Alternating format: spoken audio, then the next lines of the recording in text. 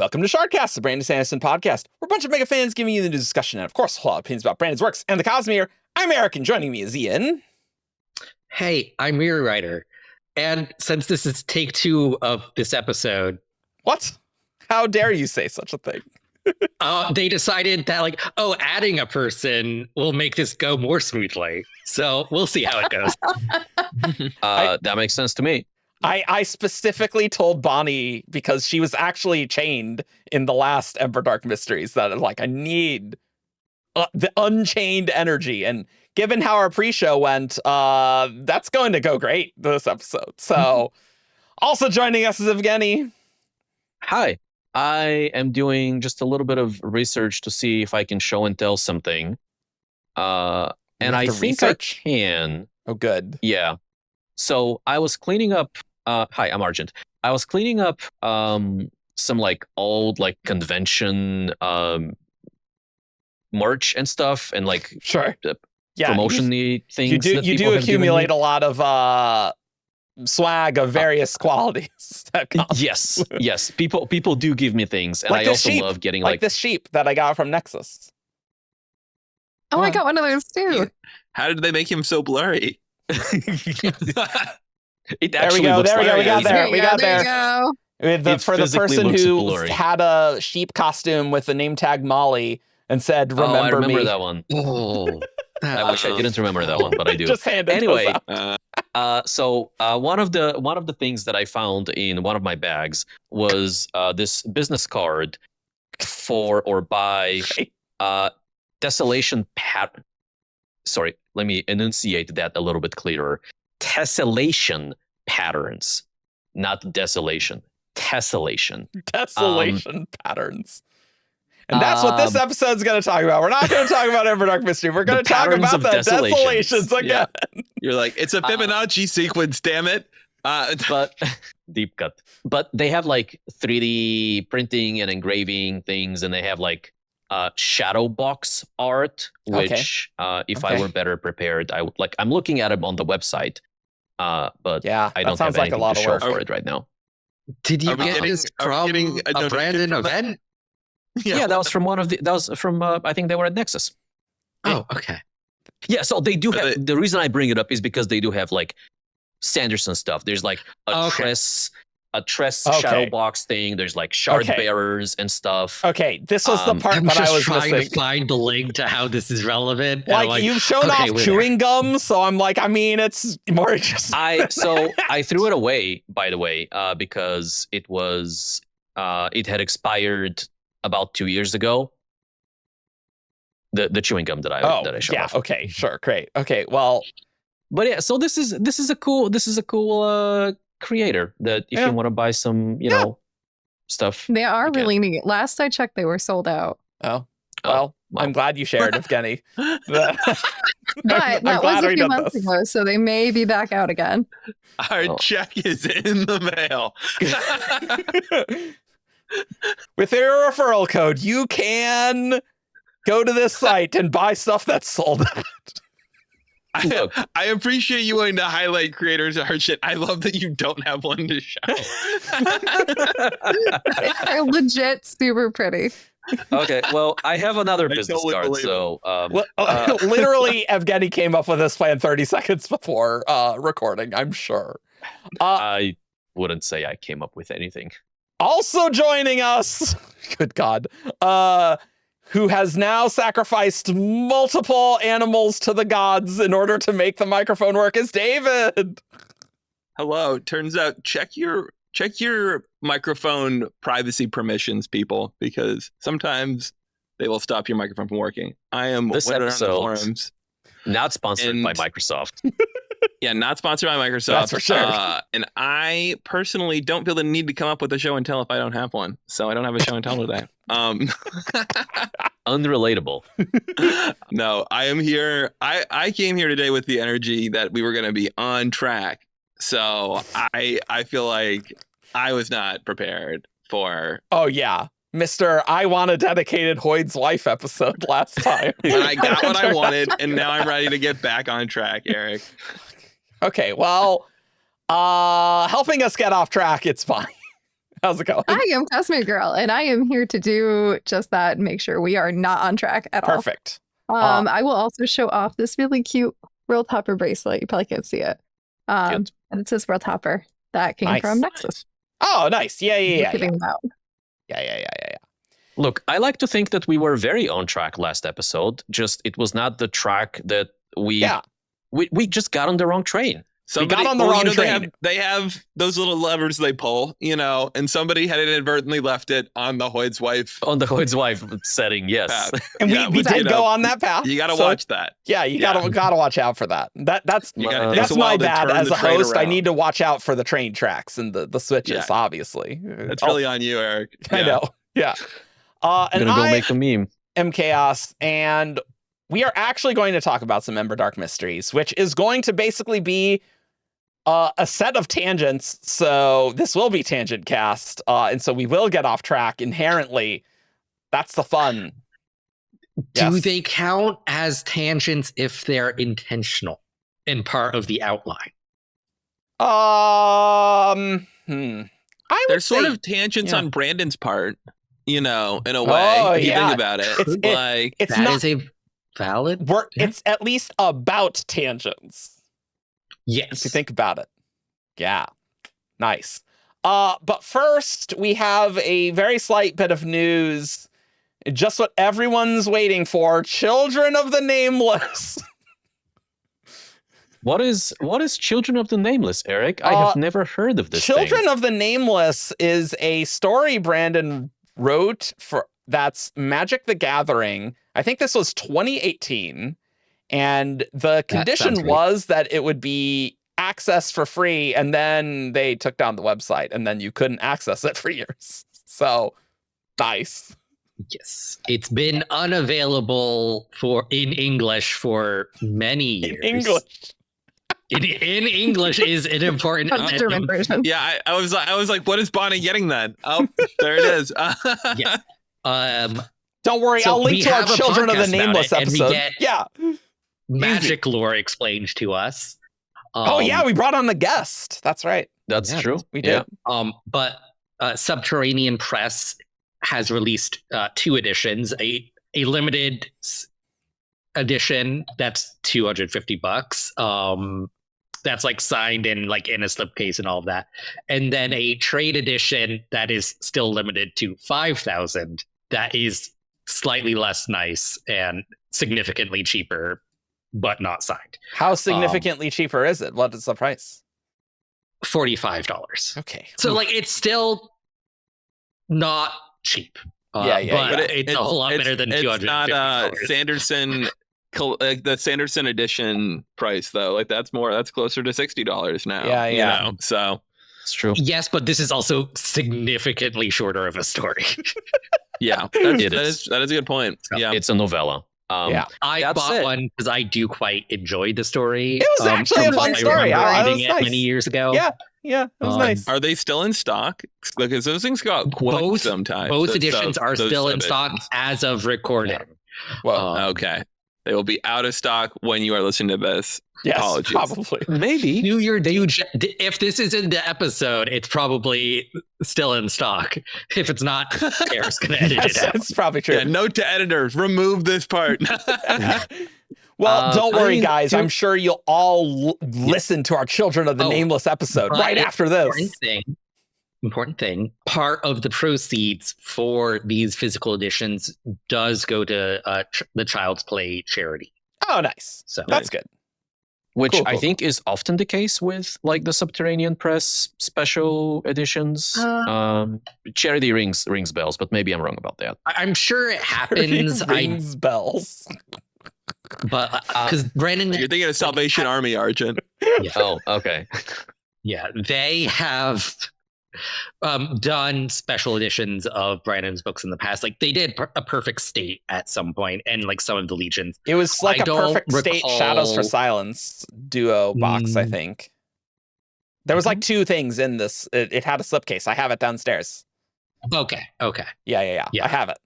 But they're separate books. Yeah. No, they're separate books. Yeah. Okay. Yeah, they were just in one slipcase. Yeah, for sure. Yeah. I don't remember charity being a thing with those. Okay. But it's also been over a decade, probably. Yep. Well, and this is kind of like a gift story from Brandon. So I wouldn't be surprised if that's like kind of a reason there's a charity associated with it. That seems reasonable. Yes. That's probably especially since like it was supposed to be available for free. That like once they were like, oh, we're gonna sell this, Brandon was like, okay, but charity. Please do not send me royalty checks. I'm fine. Charity. Because like he wrote it for free. Like he didn't take payment for $1 directly. He wrote it for $1. For $1. Because legal reasons. He cashed that check. Yeah. I do want to call out that this Children of the Nameless trade edition is like it has like fantastic illustrations in there by Cynthia Shepard, who is I follow her for her magic work, I want to say. Nice. I mean, I follow her because she does good art, but I think most of that art is magic. I don't remember if I've seen her in like a Brandon book, but the art is great, even though the book itself is like 30 pages or whatever. I mean, that explains a $45 price tag if there's like full art in it, for sure. Yeah. And there is, the kind of art you would expect to see in like a leather bound, like fully illustrated, full color type of stuff. Oh, it's full color? Okay, yeah. Okay, that's more reasonable of a deal, Is for it sure. really only 30 pages? That's crazy. It's been so long I since think it's got to be longer than that. No. I was like, that's nuts. Okay, Yeah. no, I was like, thank you, because I was like, it felt like it's much longer in my mind. Do you mean 30 pages Like of it art? doesn't feel like it should be as long as that book. That is also true. That is also true. That looks. It is 200 pages. At least the special edition is. Really? Okay. No, I did remember it being that's shorter longer than than that. I thought. So Yeah, no, it's a who full knows? story. It's I don't think it's spoilery too to say it's got my favorite depiction of bard magic in it. So I remember really liking Davriel, who's the world hopper they let Brandon come up with. Or Planeswalker. Yeah. Planeswalker. World Hopper. The world hopper. Yeah. Worlds, planes, walkers, hoppers. If you like, as a person who is not a player of Magic the Gathering, was a fun story to just read. Yep. Oh yeah, yeah, no, it's it was, It definitely does not require any magic understanding to understand. But if you do, go watch our episode. Go watch our episode from a while ago. I'm gonna buy one now. We might have sold me on this as we're sitting here. I really did like that story. Yeah, no, So the trade edition comes with 3 color foil stampings on the front, spine, and back, embossed colored end sheets, 6 full color interior illustrations, and is limited to 5,000 copies, of which, as of today, which we are recording this about a week after this went live, or went on sale, is still available.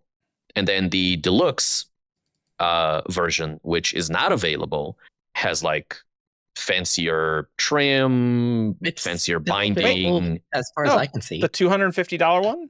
Oh, sure. Yeah, no. There's 2 different pages for it. Yeah. Right, yes. Nice. Well,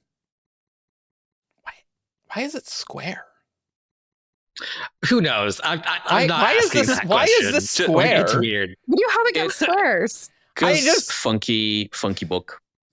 Okay. They just had to do it, Eric. They just had to do it. Okay. I'm just saying that might be weird on bookshelves. So, but It's pretty. No. Yeah. They wanted to make a book that wouldn't line up with anything, and so you could just be like, "Damn it, where does it go?" I'm gonna put it next to my square picture books. I'm gonna put it next to storybook. My copy of the 2010 hit The Secret. What? You have a square copy of The Secret? What? Yeah. Wait, but like unironically, like I would not be disappointed if Brandon wrote a sequel to this at some point in the future. I'm like, that's how much I enjoyed this. Yeah. It is open-ended. I was a low-key believer in high school. Because Brandon is pathologically incapable of writing a standalone without sequel potential. That's just good business practice. Does he need more books to write? Does he though?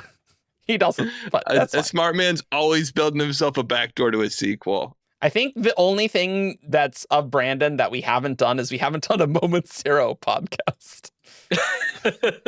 Well, we would have to read a Moment Zero in order to do that, Eric. That is true. That would, It's true. I have not fought Taylor. There's like some of the audio originals that Mainframe did for. No, it's not only. Guys, I can't believe you forgot about Brain Dump. Oh, is that the flash fiction one? Which one is the microfiction? Is that Brain Dump? I think Okay. Brain Dump is the microfiction. Yeah. Okay, it can be a Tailored Realities episode. Maybe run out of WoB episodes in 2028. Right before Ghost Floods 1, then we're like, okay, it's time for Tailored Realities. The analytics will be terrible. Okay. And I will talk. Legion Death and Faxes right after. Hours. Yeah. No, Oh, Eric. that's true. That's true. Yeah. I like the Death and Faxes kind of.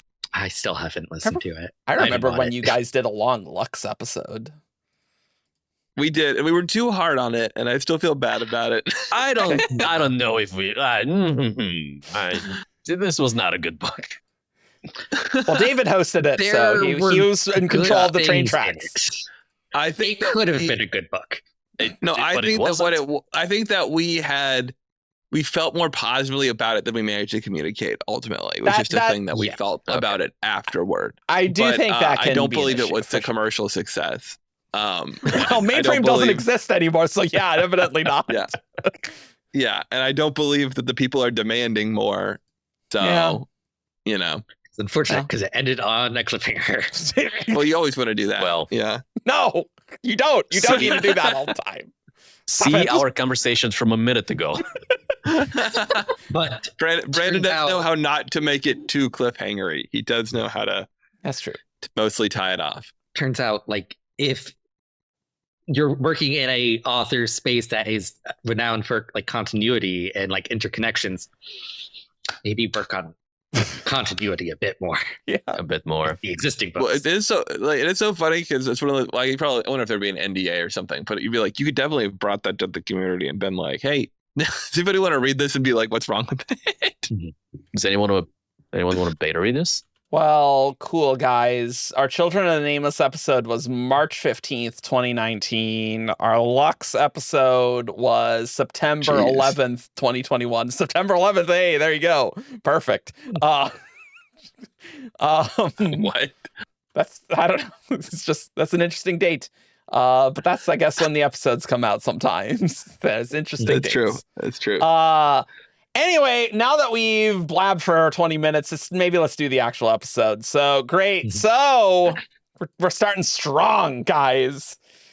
Talking about Successful stuff tangents. from 7 years ago. So let's talk about stuff from last year, 2025.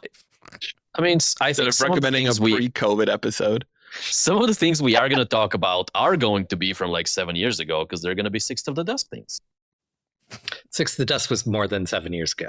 Yeah, that was like 2012. Yes, I know. I'm just, but 7 years ago, Sixth of the Dusk existed in the universe. So Sure. And So now let's- it doesn't exist at all. Let's talk about Cakoban, because there's a ton of stuff with Cakoban about like the navigators and their abilities and where they came from. A lot of really interesting stuff. yeah. So if I recall correctly, in the original, so Cakoban is an invention of Yes. Yes. of this rewrite, right? Yes, it is. It Yes. is. It is. And I believe in the original version of Sixth of the Dusk, Or at least he's added in he probably is an invention, I suppose. But think- if he was in Brandon's mind, his touch was added to the chapters from Six of the Dusk. yeah, no, sorry. What I mean Yeah. is there was that was a person. the idea of the medallion. Like there was Yes. a medallion in the original version. It belonged, like the character got renamed and more information was added in Mhm. Isles of the Emberdark, right? So it was not. I believe was it not a feather in the original version Yeah, it was rather a than a feather. medallion? Yeah. Yeah, there was a That- feather. Oh, yeah. And there was Yeah. 10th the Finder, but now it's renamed 10th the Navigator. I remember 10th Okay. the Finder. Navigator. Yeah, Okay, that's Tent what changed. Finder is what I was thinking too. Yeah. And Yeah. there were other places in the world where so like the flowers now known as Cakoban's fingers were originally known as Patchy's fingers in Correct. Cakoban claimed those fingers. Yeah. Also, important revision is that in the current version, the mainland is frozen and the Elikin are the only people on the planet. And that, while not explicitly stated in Six of the Dusk, the original, there were clearly implications that there were other people out there, which is no longer Like the people who case. lived on a continent. Yeah. Yes. Which I'm like, it's weird that there aren't other people on the planet. That's like it is what it like, is. I don't think that's good. Well, I think, I mean, we don't know exactly how long it took for Cakoban to arrive on this planet to the present day, right? I don't think we know. Like, it feels like centuries, but like, clearly they... millennia, I would, at the least. Yeah, sure. It's just, it's vague, right? Yeah, but they were like they were not like writing when they arrived on, like they were writing runes, like basic stuff. But yeah, they were not, like they were pretty, I don't know what to say. You don't want to like rate culture against each other or anything, but like, they definitely, it's been a long time that they have developed technologically. Like now they have subways, Well, Yeah, I'm more they're- just thinking about like the initial group. Well, I guess it was Cakoban found it, then he went back, and then we saw this vision with the... Yeah, but all Daccwaga. of that was, over the course of, I don't know, like days, weeks, months, weeks certainly to no months, more than yeah. years. Sure. At the very least, we have a quote for the lore mothers have kept our histories for millennia since we crossed the sea at night. So there's some degree of millennia in there. Okay. Sure.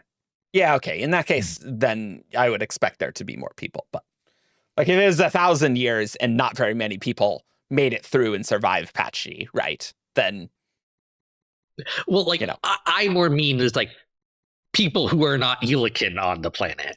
Like, sure. It's just like a different vibe of like... Yeah, true. Because like right now it's just like the Elikin are the planet against like the world, like the Cosmere beyond, basically. Whereas like before there was like this, the Elikin were like trying to protect like the Pantheon Isles, like from like their world, and now there is this outsider force coming in that like, now they have to protect against that too. They kind of removed the intermediary, which was sort of like the Elikin outsiders. Those no longer exist on world.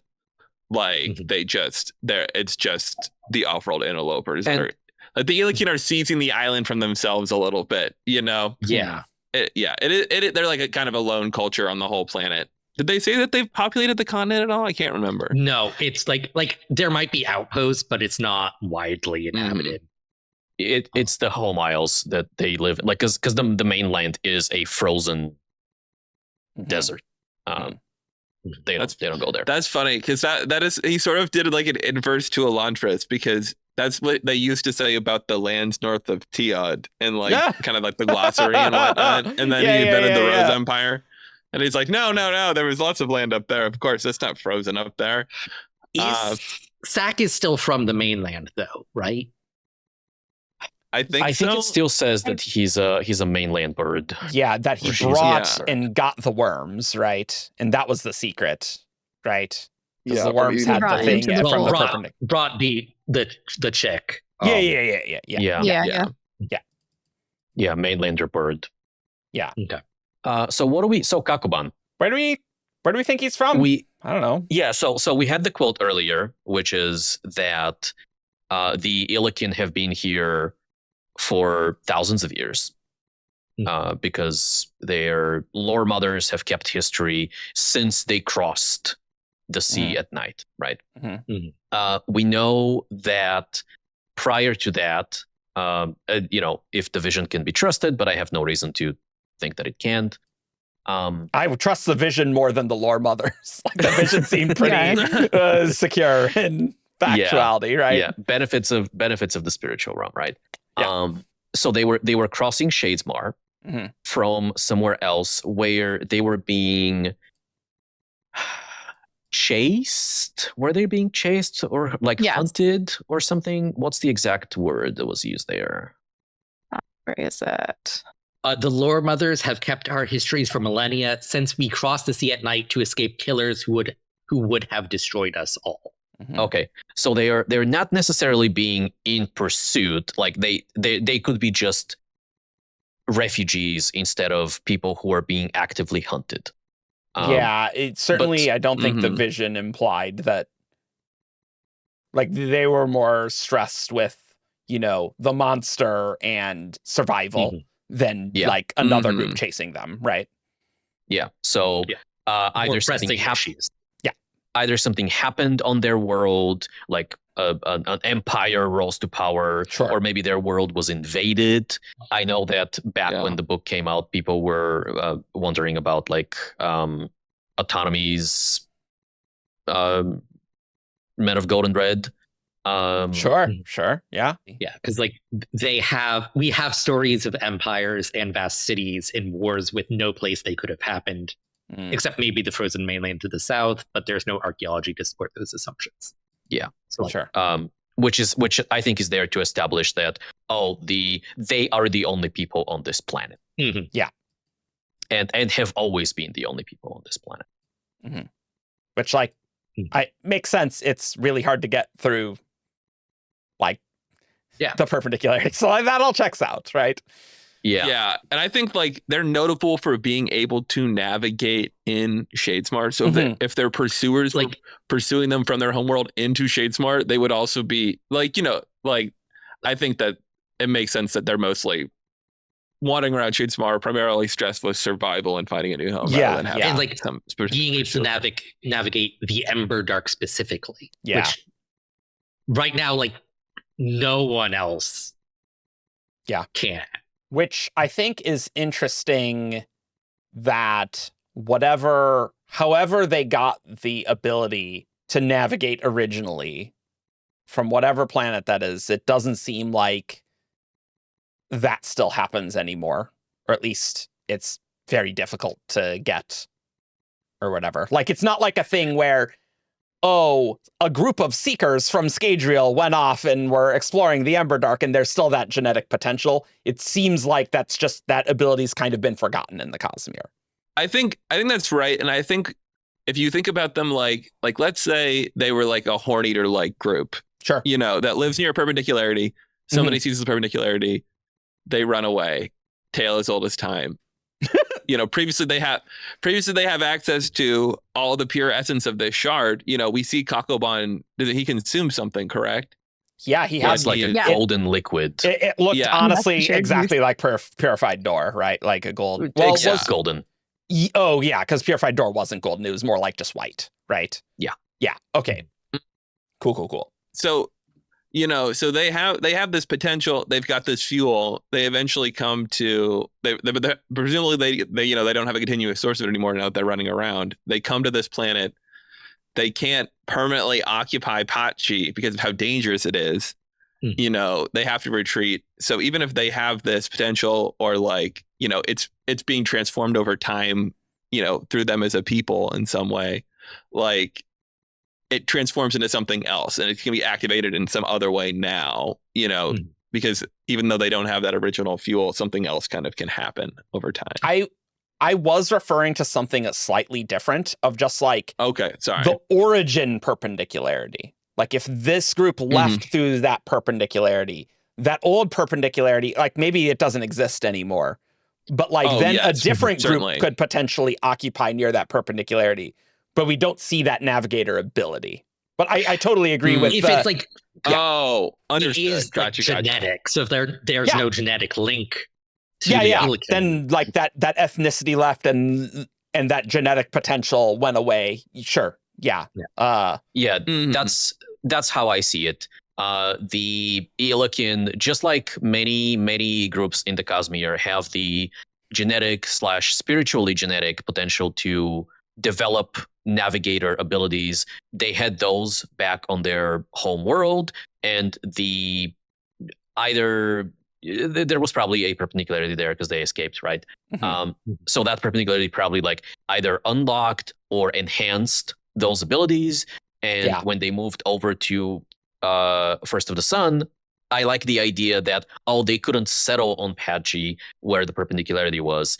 And so by moving away, they were no longer in proximity to the source of investiture, and the ability kind of, it didn't die off, obviously, because we see the trappers redevelop that. It's dormant. It goes dormant. And when we get trappers, especially the ones on Patchy, it awakens in them once again. Yeah, so like I could see something where like once they like migrate to First of the Sun, Autonomy like kind of adopts them. Like they're now inhabitants of her world. Like she may have monkeyed with things, like shifted the initiation of the abilities. Like that's also true. Yeah. So like now it's like however like they unlocked the ability before, like now it requires like training on the Pantheon. And they come to revere her avatar, in place of us and whatever they used to follow. But no, I totally agree, Eric. It makes sense that if the perpendicularity remained there, whatever group there wouldn't have necessarily developed the same abilities. It could have been something else. In the same way that different AVR, sometimes they grant the same ability, sometimes they grant different abilities when they're different species. Sometimes you get something like sacked for no reason. I think it's sack, right? I sometimes mix up the birds. Yes. Sack is the raven. Yeah. Yeah. I want to point out too, it seems like Cakoban has this ability that the other people on the ship don't have in the vision with Cakoban. And then earlier on in the story, Patchy refers to Dusk as his priest. Yeah, that's so it true. seems like it's kind of, there's a limited number of invested folks who are able to use this ability to navigate. I wouldn't say that in the same way that like I wouldn't say there's a limited number of like coin shots, right? I think there are just different abilities that can manifest in those people, and that's kind of what we see at the end, right? Because they start testing different trappers for abilities using the worm paste, and some of them come back with kind of similar results to Dusk, which is that they are navigators, but others don't, and they speculate, maybe they have different abilities in the same way that different AVR manifest different abilities. We see the parallel of, Cakoban was a navigator, and his was it like brother-in-law? Yeah, there was like a so Cakoban has a sister, and then the other person is Jope. No, it's sister. I think it's the daughter, and this is the person who married his daughter, if I'm remembering right. Regardless, Cakoban is sister. It's chapter 52. It says sister. You must return to my sister, Jope. Cakoban said softly. You are her entire world. I'm like looking right at it. Jope. I forgot about Jope. Yeah. How could you ever forget about Jope? But yeah, so Cakoban there is the navigator, and good old Jope has like a mind shielding ability. Very similar to what we see in Kokerli and what we see in Rocky, those birds. Okay. So sure. So there is this parallel of these ancient people have had the different abilities, navigation and mind shielding. Eventually, AVRs who settled on the Pantheon archipelago developed different abilities by virtue of being there, and the worms and all of that. And some of those abilities are, we haven't seen like a navigator AVR, but I think that's a possibility at the very least. I think there's a wob, isn't there? Where Brandon said that someone was like, "What is an AVR ability that we haven't seen?" And Brandon was like, "Navigation." Like I think I believe. Yeah, like they often like assist with navigation, I believe was the phrasing. Sure, even better, right? But we see the mind shielding very explicitly, right? And now at the end of the book, we see people continue that trend or go back to that original trend of manifesting those different abilities. One of which is definitely navigation. Mind shielding, I think, is an extremely likely possibility as well. Yeah. Okay. Counter pitch. Maybe they are the priests of different islands, Argent, and there are sub avatars in addition to Pachi. And that would be interesting. the priest of what's her face? Sorry. Sorry. Yeah, who does the mind shielding, of course. I like the idea of like trappers on different islands developing different abilities. That is fun. I think Patchy is the only actual avatar in that like they exist, but I think like all of the members of the Pantheon are like nominally autonomy. What does it mean for an avatar to exist? I gave up understanding that after the Lost Metal. Do we think that the place that Cakoban and this ethnicity came from was like a place with an autonomy perpendicularity like this? Like maybe, but like I guess maybe not. I don't think. I don't know. Yeah, I don't think that matters to me. Okay. Tinfoil hat theory time? Sure. Let's hear it. All right. So tinfoil hat theory is that Pachi was originally an avatar of autonomy on Scadrial. And these are actually the navigators that Sazed is talking about.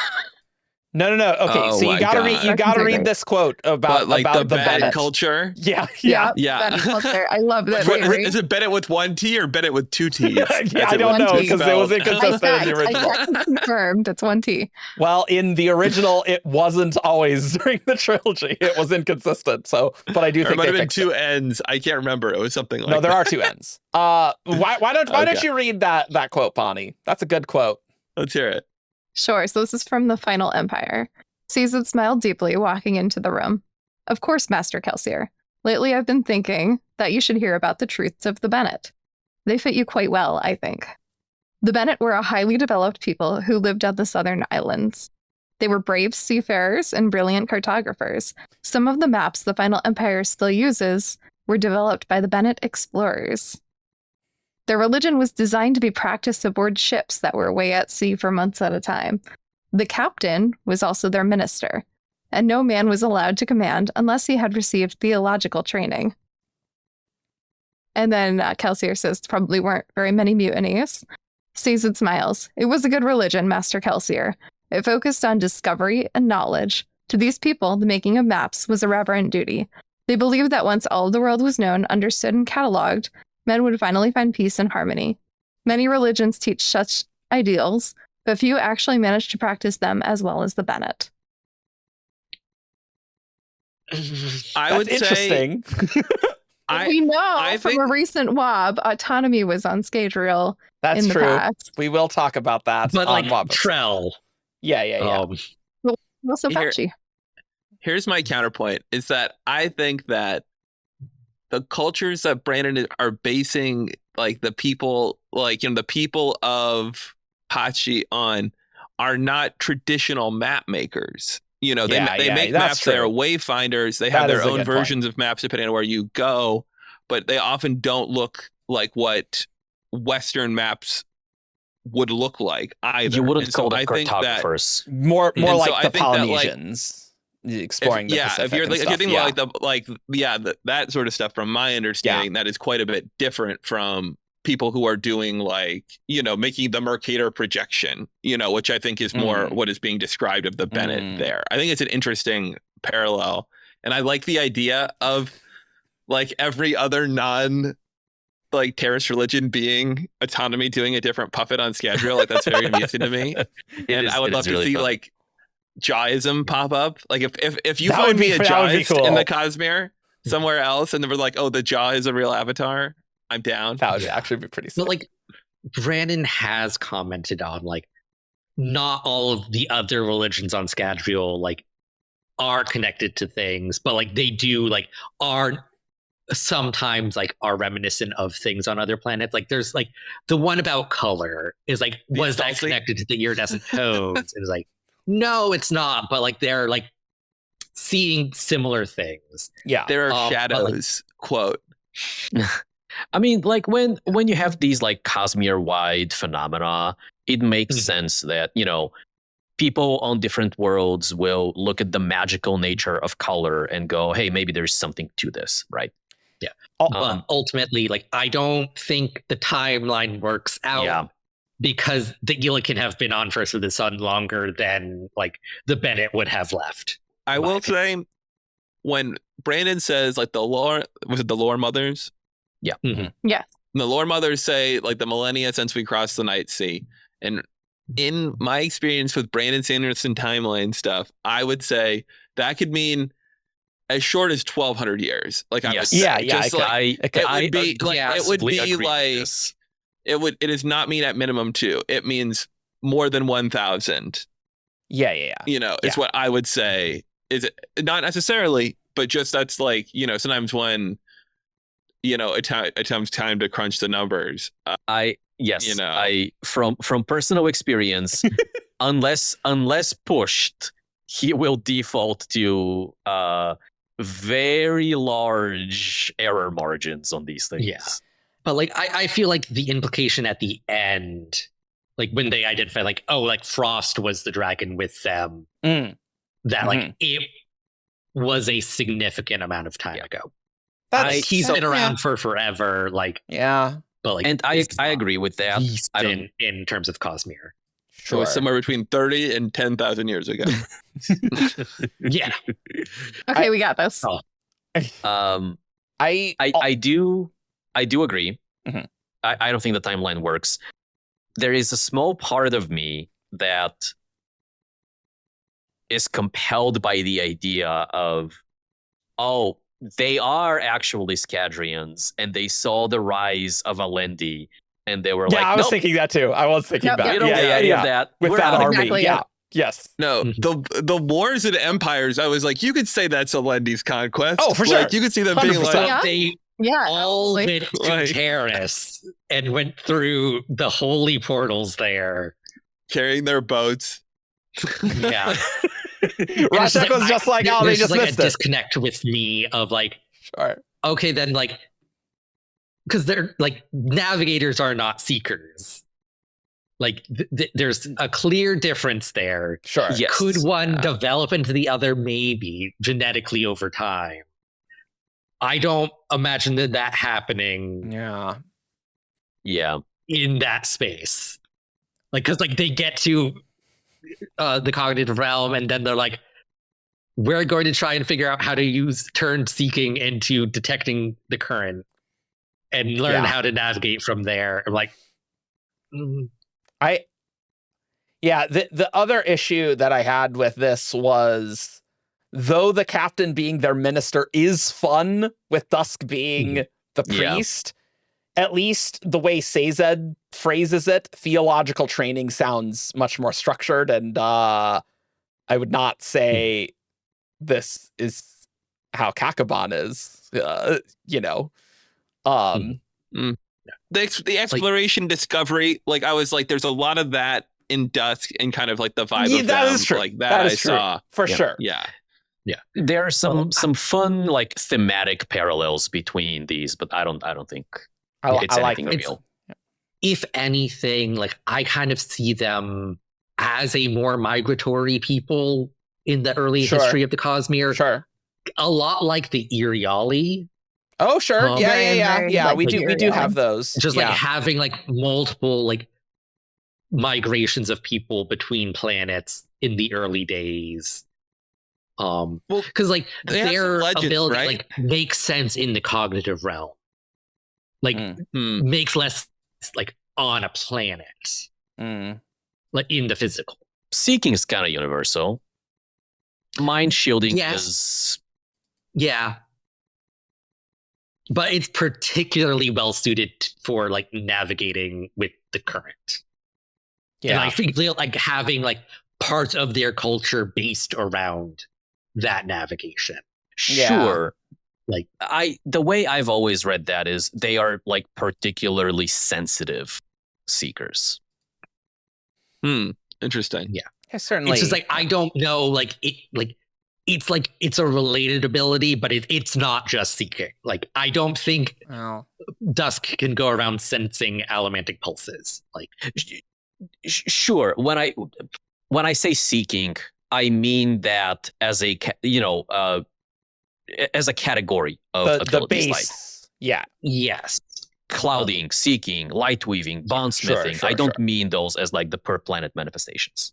Yeah. But certainly seekers can't do what Dusk does either, right? So like there's definitely an overlap in similarity, but they're not exactly the same, right?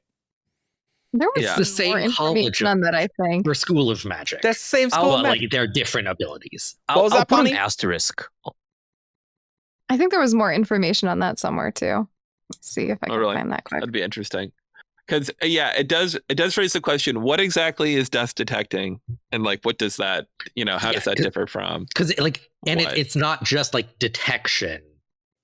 Because like seekers like in modern tech can detect, like they can point to the Nell. Yes, it's not the Nell. There's like it is more like the navigators are picking up more information on the waves of the current. Yeah. So what's happening? And some of there, that is cultural. Some of that I think is more. Yeah.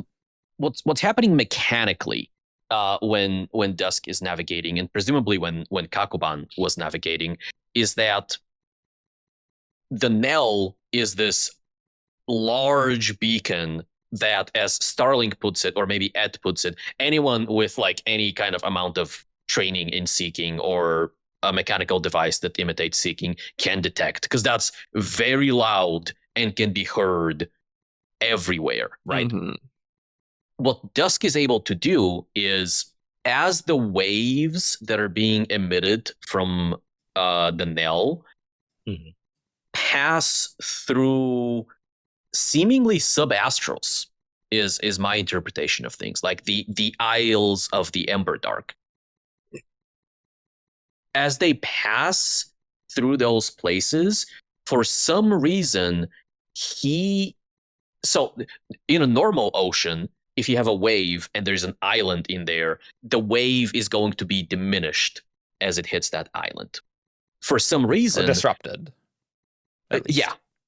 For some reason, the waves of the current, at least to Dusk's perception, to the perceptions of a navigator, behave the opposite way when they hit subastrals. They get amplified. And so presumably a regular seeker would not be able to pick up on those amplifications, right? And so maybe I've talked myself out of, this is just a super powerful seeking. And it's like, because if the waves are being amplified by subastrals, then a seeker would have an easier time picking those out. Yeah, I think it seems to me like it's kind of like the difference between having super hearing and like being Daredevil, like they're able to resolve like this sound wave into like a landscape that they can perceive, however that happens, instead of, they can sense micro, because I don't think it's a sensitivity thing. It's not necessarily like a detection thing. They can detect micro increases in the sensitivity of the current, and be like, there's an island over there, in a way that a seeker would just be like, I can hear the current. It's like the ocean. It's like perfect pitch, but for, well, no, perfect pitch is maybe the. And like minor quibble with what you're saying is like, I don't think it's subastrals. It's just land. But like the land is subastral generally, you know what I mean? But like it's something like but it's not like it hits a subastral and it gets boosted. It's like it's every individual thing chunk. Sure, is boosting it in different ways. Like if you hit a corridor, you can detect a specific island. Yeah. Yes, and like that island is not a subastral in its own. Yeah, fair. Which is why I said minor quibble. Yeah. Like you could definitely detect any of those like passages, right? Yeah, that you could are definitely between- detect a subastral. Oh, Certainly. that's Yeah, like, yeah. Subastral is going to be like very noticeable. Yeah. Because there's like a lot of disturbances, but it's like Mhm. in like the flat Emberdark Sea, the random islands you can still detect, even if they're. Are they separate subastrals? Are they the same subastral? Yeah. Who knows? Are they lonely asteroids out in the middle of nowhere? Who can Yeah, say? it's like, what are they? I mean, we've talked about this before, but I think we've generally landed on thinking that the Perpendicularity Island and the Daccwaga Island are both in the same Subastral. Yeah. Yes. I think we generally agree that Dusk never leaves the Subastral of First of the Yes. Sun. Yeah, you can Oh, yeah, I tell think we were just because talking when they're generally. approaching it. Yeah. When Yeah, they're but like- approaching the Daccwaga Island, Ed specifically points out that you can see a slight difference that you wouldn't notice unless you were That's right. right Yeah. there at the edge. Yeah, and so I think those are like the quote unquote physical appearance of the Subastral around that island is, I think, the same quote unquote physical appearance as what we see around the Perpendicularity Islands. Yeah. So like Dusk, so like this is not another planet in the same solar system. It is still the same planet. No. Well, it's hard for me to know subastrals between systems versus planets. I think that's still The- Yeah, like unclear. think about Scadrial, like it was like where he got to the edge of the system, where before he got to the edge of the planet, was it incredibly clear because it's like the only planet of note. I think I think Isles of the Emberdark explicitly says this is planets. And I think planets makes sense. Otherwise, like, why would the Ashenite Subastral be a sea of glass beads? You know what I mean? Yeah. It's just like we've never seen. We don't know how planets within a stellar system interact on, because it's like really like where we would see that is Roshar. Yeah. And it's not on the damn map. It's not on the the map. So it's like I think it's plausible, like, to go either way, and like it may go either way depending on where you go in the Cosmere. Because like I'm sure in like Roshar, it's like there is a pretty stark difference between the Subastrals of Roshar, Ashen, and Braze. Whereas like first of the sun, second of the sun, third of the sun, the cultures are similar. Like they're all like water planets that like the boundaries between them might be a little blurry. So like they might just be counted as one. So I forgot that there are multiple peopled worlds. Yeah. So I'd forgotten that about that system. There's like 4 inner worlds that are all water worlds, and 3 of them are inhabited. How the other 2 planets got people, I don't know. Autonomy shenanigans. It just has to be the I mean, answer. You're like, she's messing around in this system. I was going to ask earlier if we think that the Eolican might be coming from another planet in the system. I think that's kind of boring. They have to have come from farther away. What I will It'd be so sad. Like they're just like they're like, I mean, like they're like, we have navigated across Shadespire and they've gone across the neighborhood. Like yeah, that's Across the street. Yeah. So I will read from Isles of the Emberdark 30. Okay. This was one of the rare portals that could transfer people in and out of the physical realm. They referred to the regions in Shadesmar around planets as subastrals, and those regions took on unique characteristics, influenced deeply by the thoughts of the people on said planet. Who's saying this? What POV This are we is in? Starling's internal monologue. Yeah. Yes.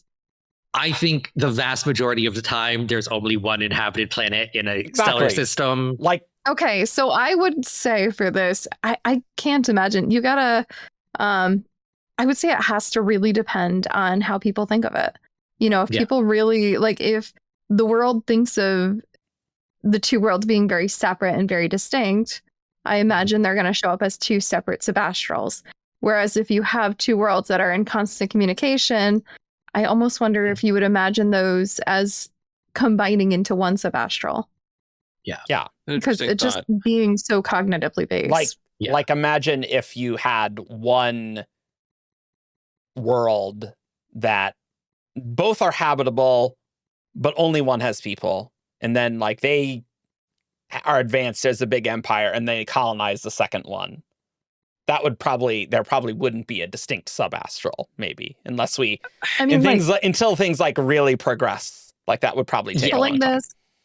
Taking this to real world situation, imagine, right now the moon would probably have a separate subastral because it's so different. We think of it so differently. Imagine we have constant travel. But do moons have subastrals? I don't know about that. We'll make it Mars. Okay. We'll make it Mars. Then. Let's make it Mars.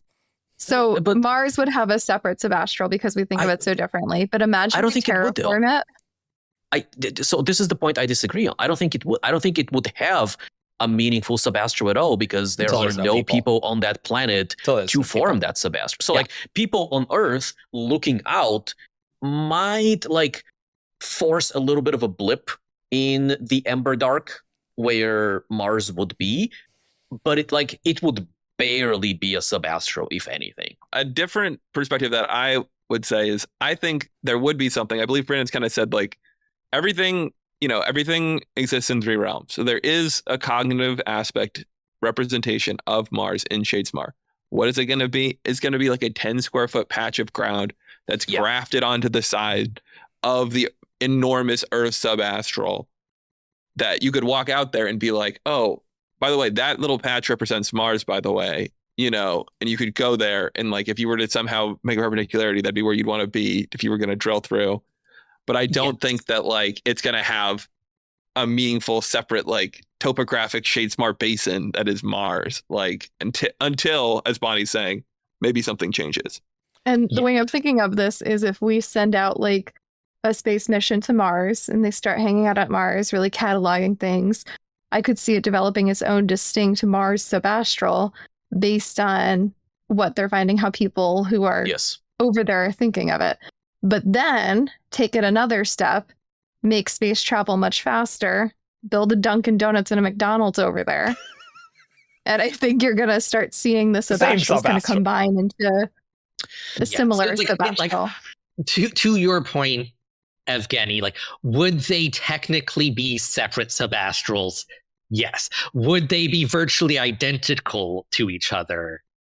In composition. Does it make sense to really call them separate subastrals? Is more where I'm going. Whereas, like, yes, technically, first of the sun and second of the sun have separate subastrals.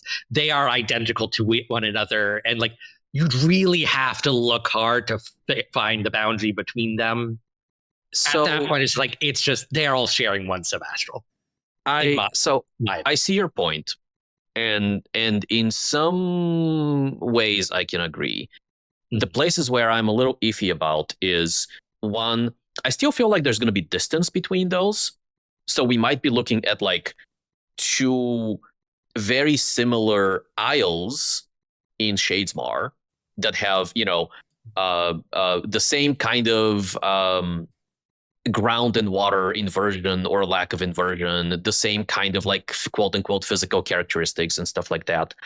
But I also feel like it would be difficult to, because subastrals are shaped by the people on that planet, I feel like culturally, like, even if they start as the same people, good chance that their beliefs and their cultures and their habits and the way they think are going to change because if the 2 planets are very similar to one, like if we're looking at 2 like eventually seafaring worlds, and like the environmental dangers are similar and like their cultures are similar and so like same currencies and like that's possible, our point. But like if all those things are the same, they would be similar. But I think the default is that's diverge, the subastrals would diverge.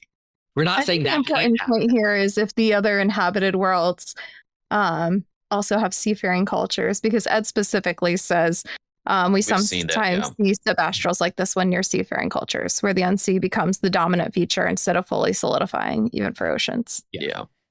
Yeah, so Yeah, like if it's like a worlds that are similar with cultures that are similar, there is going to be this blending. Whereas like Roshar and Ashen, like those are separate subastrals. Like there's like no like Why aren't they on the very map then? different. Even though very those are different the cultures. same people. They are Literally the same. They people. were the same people. So it's like, but like they're not the same people now. Are the other worlds still populated though nearby? I Two of believe the so. other worlds are inhabited. It's in the essay. Ours are The essay that will never be violated. The essay of empirical canonicity. Because how are they inhabited if they don't have perpendicularities? Well, that's exactly the thing. well, like, how did they that's get what the people? essay- That was what yeah, exactly. Yeah, but they are. I think autonomy shenanigans. Or an Aiden I mean- put them there. Like that happens Or all it the could time. be, a temporary / unstable perpendicularity, right? You Yeah, can those have, exist. or they could have had perpendicularities once and no more. Yeah. Here's kind of my thought about this thing is that assuming that they are seafaring cultures, which we don't know. They're but water worlds though, so they water is a dominant feature, but that doesn't mean that there's not, that they're. I think that they're likely going to be somewhat culturally diverse. Like they're not all going to be Eelikin clones, Sure. as we know. And so I think what we learned from this book is that Brandon does not want to be tied to hard and fast Shadesmar rules. He's not going to be stuck to a specific. Oh no, I said it's a Lancian version, so they have to be on a land. Sure. Like he didn't do that. He wanted to do a water story, so he did a water story. I could see him being like thematically, yeah, these three subastrals, they kind of form like one not unsea area, and each of them have these little characteristics. Like over here, it's a little stormier, and over here, it's a little more placid or whatnot, and their stone is slightly different. And I don't think they would have the same kind of like sea hook souls, but it'd be hard to say where one ends and the next begins, except for when you're on their little island, kind of core island clusters. Like I think that's perfectly plausible. I want to see someone go from one planet in the system to another planet in the same system in Shadesmar, because Never, Eric. All of this is reasonable, and it's totally reasonable to think like, okay, you have like this subastral, it goes to land, then you go to a nearby place that's like its own zone, like that. That's totally reasonable. I think it's just weird to me that the nearby planets subastrals aren't on the map, on the Shadesmar map. Like, are they? Like, that's weird to me. So it's like, those other places got to be like a cardinal direction, I guess. You know what I mean? Like they got to be like wouldn't straight the nearby north. subastrals be the most defining feature that you would put on the map because they're the nearby place? That's the thing that's weird to me. It's completely inexplicable. Yeah, So- but the problem with Ashen is that it's not a core Cosmere world, and so it doesn't get to be on the map. Okay. I'm just I saying. guess Brace is not really a place you want to go. That's to be fair. Yeah. Like maybe this these aren't places you want to go. You don't want to go to Brace. It's horrible there. It's not like you put hell on the map. If you are walking around outside of the glass beads and you're like, hey, here's the giant red storm over here. Don't go over there. That's bad. yeah, Stained glass window, Eric. it is a stained glass window. Yeah, yeah. At the end of the day, I know. Are those labels even like part of the stained glass, or I don't think so. No, I don't actually. think they're part of, yeah. Which to be fair, good point. You could put any label on it you want then. You could be like, pray, yeah, they Brace, do not go. It's just weird to me, and so I want to see how it happens. But yes, them being separate zones is completely reasonable. What's going on with that Shadesmar map is weird. What is the nexus of transition? I don't know. I have a lot of questions. It's a thing that Brandon thought was going to be important in 2010, Eric. That's what it is. That's see what how it is. The same as these freaking charts. We'll see how he retcons that into relevancy in a few years. Yeah, so Sholon, it's going to be the start of book 6, and you know it. The Shadesmar map is for vibes, not for super exact information. Well, the Nexus of Imagination you is can tell- referenced in text. They're like, oh, there's a thing over by the Nexus of Imagination that's explicitly in Rhythm of War. So. Yeah, who named the Nexus of Imagination, Brandon or Isaac? Because that's the sort of thing that goes back and forth. I'm sure it was a discussion. like I could see that as, speaking of tangents, that I said Good. we were there. We were where we were. Yeah, no, we're fine. This is good. Like, because Syl talks about how like there are places you can go where like power accumulates and like you can make a baby spread. The God Forge. One of them, presumably, the God Forge. Hell yeah! Also, not maybe like nexuses are just like natural pooling points that like they're not perpendicularities, but like power like does aggregate there as part of the fluid system. I want to see it on screen. I want to see Salon see it on screen. That would be sick. But you would put that on there, but not the perpendicularity itself. Like that's always the thing. I guess. Like, what is? Okay, that's a good point. That clearly this is a very artistic depiction and not a useful map for navigation at all in any way. With like features missing, such as perpendicularities, as giant barrier storm presumably nearby. You know, just some key details missing. Well, yeah. Okay, and like maybe like part of the question is, what is the purpose of this map? And the purpose of the map is clearly not to inform somebody geographically of how to find important features in Shadesmar. It's something else. So maybe these are cultural points or some sort of weird spiritual energy points where like the spiritual realm goes nuts. Like, I don't know. I think you could also argue that it's larger in scope, right? Because it focuses on subastrals and not on like, well, I mean, I guess Ashen and Braze would be Subastral, but like it focuses on Nalthis and Cell and stuff like that. It seems like it's a bit more zoomed out. Like it's not necessarily for a Rosharan audience, but like it's a large. Okay, I see the disagreement. It's a crossroads. No. I'm doing it's a crossroads. It's like a this way, that way, this way, that way. Here are points in the middle. Yeah. Sorry. Whereas I realized that was very Wakanda in the middle of that. Yeah. I thought you were giving me like American Idol X. No. Yeah. Like so. I see that very unclear. It's a world map as opposed to like your state and its neighbors map. Sure. Yes. But like also like looking at it like this is presumably a stained glass window somewhere in the physical realm on the continent of Roshar. Presumably. How recent in memory did the person who made it actually have contact with anybody who was in the cognitive realm? Yeah. Like, is this made up? It's like, oh, like we know it, like it looks like the continent. So like that the shape's easy. And they're like, oh, like there are these names that we have from history. Why and we're just gonna put them on the map somewhere. Why are they called why is anything called that? Yeah, could have been radiant fortresses, could have been sites of historical relevance in the past, like, you know, in some sort of here at the Nexus of Imagination, the Tranquiline Halls were, you know. Okay, let's reel this back into, you know, some, you know, floating Shadesmar serpent creature things, and talk about the Daccwaga, because that's the legend that would become the Daccwaga. But yes, so Cakoban and co are fleeing their homeworld. And as they get close, they run into the being that we would know as the Daccwaga. Yes. And for some reason, even though that being looks like the default look of an entity, which is a giant humanoid with many, many hands, they're like, oh, this is a Daccwaga. No. That's not what they say. The Jope, I think, is saying, I don't think that is one of the Daccwaga. He specifically says it's probably not. Yeah, but why would they bring like that? Jope is disagreeing with Cakoban on this. Here's what I think happened. The Eolican ancestors have mythological concept that is the Daccwaga. We don't know anything about this. Yeah. They are migrating through the cognitive realm. They encounter big, nasty, scary monster.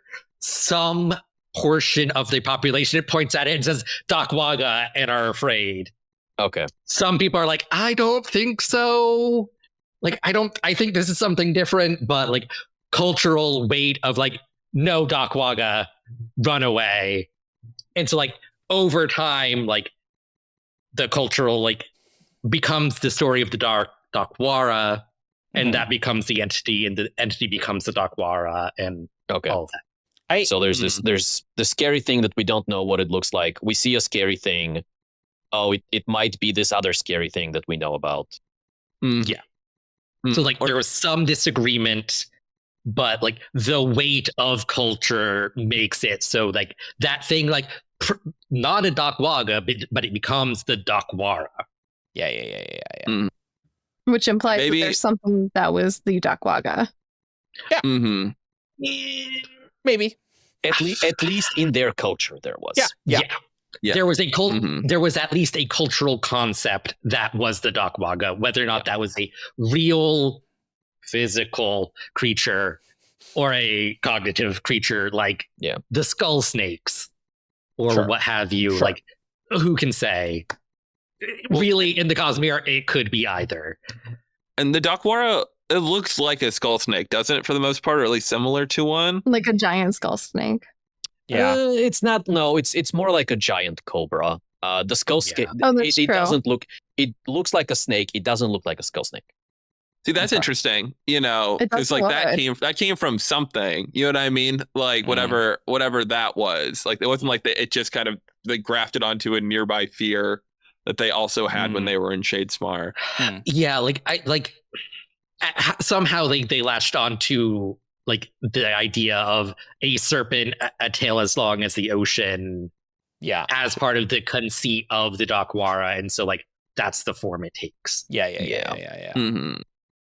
Yeah, well, that's okay. Maybe that sounds more like it could have been a mythological thing then, because I was thinking, you know, it's not inconceivable that they have their own sort of investiture monsters that they've encountered previously. It could be forms of entities before that have gone to their planet, or like not entity monsters. Like there are lots of shard-related horrible things out there. Yeah, it's like they would have encountered skull snakes. So it's just like the cultural telephone over thousands of years. Like even though the lore mothers do an excellent job, like there was some mutation over time. Yeah. From like this thing we think might be a Daccwaga to the Dakwara. And it's interesting too. I don't think we have too much to go on just now. But the stories say best the monster, it must serve you. I face it with courage, so it must follow my rules. It must follow me. Yeah, I think that's just passed on to like that was inherited by the Dakwara. That's why I'm almost thinking like maybe it was some other form of an entity potentially that like it does actually operate on that rules, but it could be any number of cognitive creatures potentially. So yeah, like that was part of the like idea of Daccwagas, presumably. Yeah. So it's like the weight of culture of the fleeing Elikins like onto this entity, thinking it's a Daccwaga, kind of like made that rule work. Yeah, is how I've always seen it. And I think the reason it originally worked, right? Because when Cakoban was binding this entity for the first time, there wasn't this weight of cultural expectation. I think that is like investiture and perception. Yeah. There was like the beginnings of the weight of culture, because like this group saw, but like it wasn't seeped in, but like because like this is what entities are afraid of. They don't want to be trapped in these forms. Yeah. It's like why like they avoid population centers, because like it's dangerous for them. But yeah, like Cakoban being heavily invested probably makes his viewpoint more impactful. And the gold investiture that he calls light is certainly interesting as well. But yeah, we don't know anything about that, right? Like it's I know some people have speculated that this investiture might be valorous. Sure. I mean, sure. Because, sure. Fine. I like because that of golden associations. Clearly Odium. Odium is the one that I has know, gold vibes. Oh my gosh. I know some other people have said that. Yeah, it's like investiture being gold is like, yeah, sure. Like that feels like it's going to be fairly common. Like white and gold, blue and black. Glowy colors. Right. Well, there is actually with the shooting star that like after defeating the Taquara, Cakoban searched long in that region. Then Patchy, honoring Cakoban's courage, rose from the ocean and erupted with blazing red light, leading the way to life and like going to Patchy. And so it's like the red is interesting for autonomy for sure. That's more autonomous. Yeah. Also, that doesn't match with the when he actually relives the memory. So that first quote is from the story. No, that's I think told. that's more mythology. Yeah. Yeah. That's in the second quote, they had already found, or in the memory, they had already found Patchy. Yeah. And they were going on a follow-up expedition. But there could be a cultural memory of like a red light that's autonomy. Like that's possible. Yeah. Right. Yeah. I could see like the brilliant shooting star that like they followed to get to Patchy is like this cultural memory of the current. Sure. Yeah. So like taking a very different form, but like kind of echoes of the real. I like it. Speaking of the lore mothers. Yes. The world spinners, Bonnie. Yeah. Oh my god. I can't wait for the story behind the world singers, world bringers, world spinners, and possibly NFL. Because I'm convinced the NFL are involved in this. Yeah. So Brandon has said that world singer and world bringer, there's an intentional relationship there. Yeah. So I think, and he's also said, can one be a part of something that one starts? In regards to the world's, I think singers. Yeah. Mm-hmm. Yeah. So specifically. That it's interesting that maybe Hoyd started all of these potentially, you know? Yeah. What context are the world spinners mentioned? That's the other name for the lore mothers. Oh, their other name. Oh, interesting. Okay. Huh. I wonder if that was my take on it. Huh. Okay. Yeah, I mean, I at this point, like we are looking at 3 organizations whose name starts with, they're verbing a world, exactly, or worlds rather. Yes. And they are all dedicated to like remembering and retelling stories and remembering the world. Like it's that's intentional. It's gotta be. So like. Worldbringer obviously was in Mistborn Era 1. World Singer was in Stormlight. Yep. Interestingly enough, Interest of the Emerald Sea, Hoyd does refer to himself as a Worldbringer. Is that true? Is that true? I've totally Is it Worldbringer? Oh, yes. I forgot about that. That's fascinating. Yeah. Wow.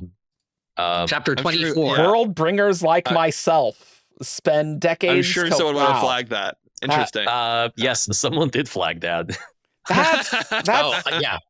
I almost wonder if Worldbringers didn't used to, like, it's an organization Hoyd made on Scadrial, like a group, and then later, like the Ferrochemy and it being integrated with the Terrace could have become later, potentially, and then they become important. It predates, right?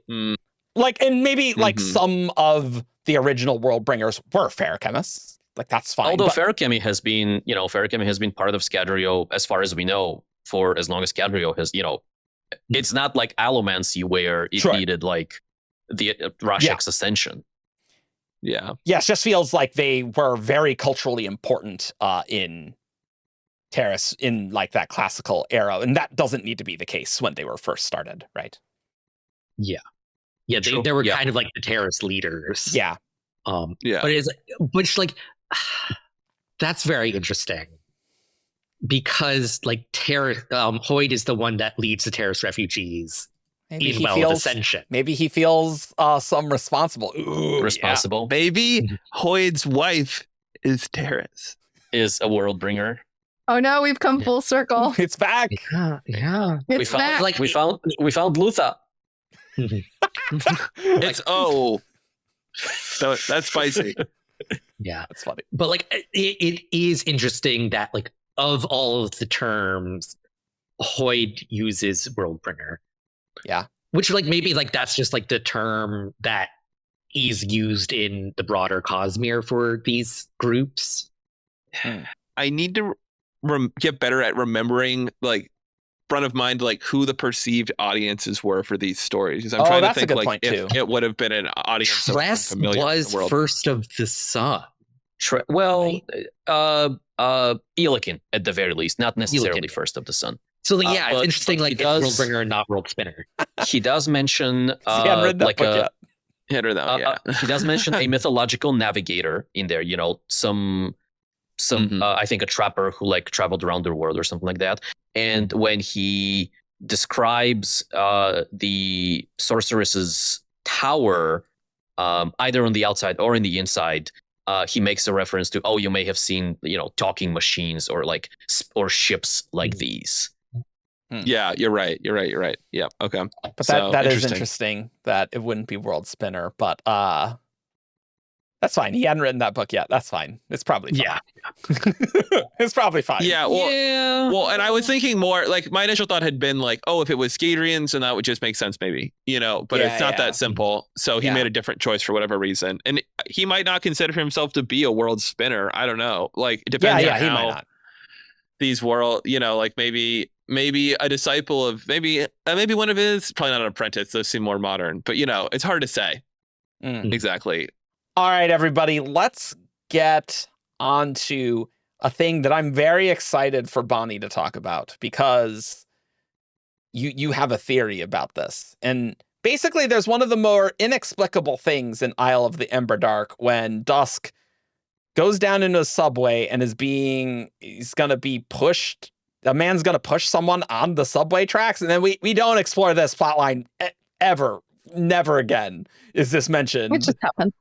There's a star tattoo on him. So why don't you unleash Bonnie and the most insane thing you've ever boy. said, which is saying something, because you say insane things a lot, and I love it. Okay, and I cannot take full credit for this. This Okay. came from a conversation online, Okay. but it's still a favorite one of Okay. these tinfoil hat theories. All right. So Mother Frond at the end of chapter 3 tells Dusk, watch for your shooting star. And then this event happens in the next chapter that comes after the flashback with Dusk that allows the entire rest of the story to happen. Yeah. Because without this, Dusk would never have gotten in touch with Vathi. Mm-hmm. And so would not have seen the ones from above, would not have seen our friend the Skybreaker, would have totally missed going to the Emberdark, and entire story's just gone. So, like Eric was saying, the man was about to push somebody into the tracks. The quote is, the woman leaning to look at the coming train didn't notice what was happening to her. Dusk tightly gripped the scraggly man, who had a star tattooed on his arm, a falling star. And the only description we have of this person is the guy has a scraggly beard and twitching arms. That's a lot So to we go really off. don't have any description to go off of here. It's very- Basher. So the question becomes: is this some kind of intentional? Is this some kind of intentional thing that happened? Was Mother Frond using fortune? How did she know to warn him of the star tattoo potentially, if that's what happened? This isn't the Something insane theory. maybe destiny. Yeah, maybe destiny. Storytelling providence. So here's what I'm thinking about this guy. I feel like, and I'm inventing canon wholesale here. I mean, there's so much to go off Okay. of. Why I don't see why you'd need to do That's what we're here that. Right? So I feel like the whole like falling star thing is probably a cultural thing among the Eolican because of the Sure. Cakoban story, because of their origins, right? Sure. So I don't know if I would go as far as to say, oh, this guy is some kind of cult. But like, he is probably not the only person with this kind of tattoo. That's probably true. Now, why?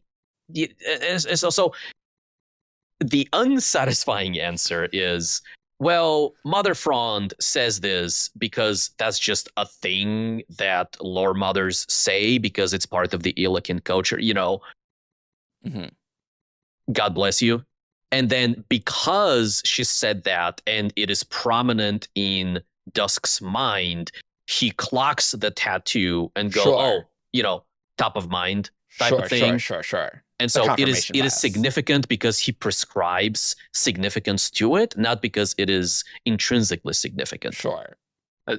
Yeah, the atheist free that Brayden puts in there for, but that's what he likes to do. Legitimately. See, here's my crackpot theory. Great. So give me the theist read.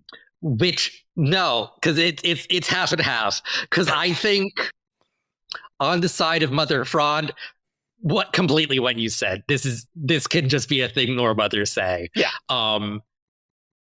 The guy, and I'm really hoping this isn't Bonnie's crazy thing.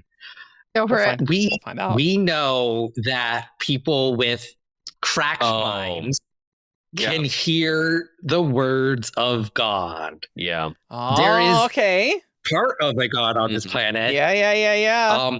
Did Patchy whisper into this guy's brain to hey, push that woman into because he's not all there if he's pushing women onto the subway tracks. It's plausible that he was hearing voices. This is my belief, legitimately. This is actually completely reasonable, to be honest. I need to pick Dusk onto this path. This is the most efficient way of doing it. You're in the past, the future. We just kicked. Yeah, it's the future vision thing. This is the one thing I have to do to get the outcome I want. Who coincidentally has a star tattoo that Dusk would notice and is this is the perfect way for me to do it. Yeah, it's the everything everywhere all at once. Push that man under the train tracks, thus triggering a series of events where Dusk goes to Shadesmart, Now, Bonnie, was that your crazy idea, or do you have something else to share with us? I think there's something Is this the crazy idea I think it was? No. I mean, I remember Taldane being involved in what you told me, Bonnie. What did I come up with? Oh, you don't remember? That's amazing. I think you were saying, my recollection, this will be even more insane because I don't remember what it was, but I think it was that the star tattoo was a star mark from Taldane or something. I don't know. And just it was some Taldane or Autonomy agent or something. Interesting. I think the star mark idea came up in a previous episode that I was on, and I said that's not how star marks work. Look, I'm just recounting what Bonnie told me a while ago that instigated this episode. Don't at me, Argent.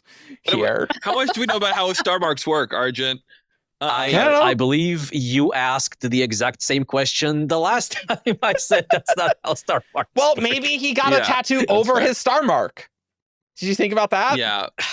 I think they do have tattoos, I think. I don't remember though. I can't remember what is the white sand can and what is in them. Khriss has star marks. Yeah, they're invisible patterns on it's it's like UV, you have to shine UV light on them to see them. Yeah, or the light from Darkside. What does that sound any familiar, Bonnie? Have I invented this whole cloth? No, you told this to me. You said this to me. You have no recollection of this at all. Had a dream or Bonnie had a crazy theory. We've talked about this on air. Yeah. Okay. Well, now I sound like the crazy person that's going to push someone onto subway tracks. I did have a crazy theory on this. That was this. What's that one? No, tell him about Hoyd. I did have a crazy Hoyd theory on this one, which is that Hoyd followed Starling to make sure that Starling didn't get herself into too much trouble, but didn't want to interfere. And so he made sure that Dusk ended up on the right path to follow Starling, and then he ended up getting stuck somehow. And he went straight to the vault that he got locked in. Yeah, because if he had the star tattoo, and he's friends with Mother Frond. This is an absolute tinfoil hat theory, and this does not make any sense whatsoever. Yeah, no. Does Hoyd have a star tattoo, though? Do we know that? Just out of curiosity? I mean, that's easy Oh. enough. No, it was fair enough. I thought you said that you said, well, Hoyd has a star tattoo. I thought you said, Oh, no, no, I no. must have misheard. Oh, that the guy has a star tattoo. No, I can totally see it just as a normal, like, yeah, go be free. Go learn to do this on your own. But actually, I'm going to follow you and make sure you don't get into too much trouble. Mm. If it weren't for the vault thing, I would say that I think it's a plausible thing. In my mind, the vault thing feels like he's been stuck for maybe a minute. Yeah. But no, it's not the craziest Hoyd sighting I think ever. And he used to do more crazy old man stuff, I feel like, in some of his We previous don't get a much cameos. crazy old man Hoyd stuff, you know. He's grown out of his crazy old man era. That said, in Tress he was pretty wacky, but that wasn't, he was cursed. Well. So Unintentionally. Curse, yeah. But it's like, why include this chapter? Like, what's It the point is- of having this? Unless it something is very going on here. weird. Well, It is I really think- weird, yeah. I think that like a lot that like Brandon likes to use things like this though, just like kind of like Argent was saying, where when something like this happens, you look at a character where like a small thing happens in their life and it sends them down like a meaningful trajectory. You know what I mean? And that happens to people in real life too. And so they look Absolutely. at it and they go, okay, was that Patchy, the divine deity, as an agent of change in my life? Was that just chance? Was it Sure. the god beyond directing my path? Like it's just a kind of Sure. a device. Yeah, and lo, we circle back to something maybe destiny. I Maybe, mean, that's true. another- yeah, that is as good a read as any as well. Yeah. I mean, you can. I know that Ian, you discarded that idea, and I never seriously considered that idea. But it is possible that the world spinners have some access to fortune. Yeah, because you know what Faring had Yeah. for storing fortune. They're They're drinking the pool called water. spinners. They're Boom. spinners. Oh, I hate that. Oh, there you go. Where are the spinners from Eric Skadriel? Just like the Bennett. Just like the one. I'm telling you. And one of the No, so- Bennett was a world bringer, and they brought it all there. Whoa. Exactly. Realistically, I think they're spinners because of the three fates, right? Well, or just like literally any casino game ever, but okay, like I was thinking like a top. Yeah, like I mean, spinner. or just like roulette, Cha-ching, Yeah. Spinner. The star, Does she have another weaving aspect to her appearance? That's a totally valid read. I just I think that may be more plausible. I just didn't immediately go there. I don't think so. Yeah. Maybe It's possible. Like, this is the Cosmere. Anything is possible within true. certain It's boundaries. true. So they could have access to fortune. I don't know what the mechanism by which they access fortune would be, based off of what we know of investiture on First of the Sun. Does she have a bird? I'm trying to remember. Everyone if she has a bird. Everyone has a bird. Almost certainly, she's Elikin.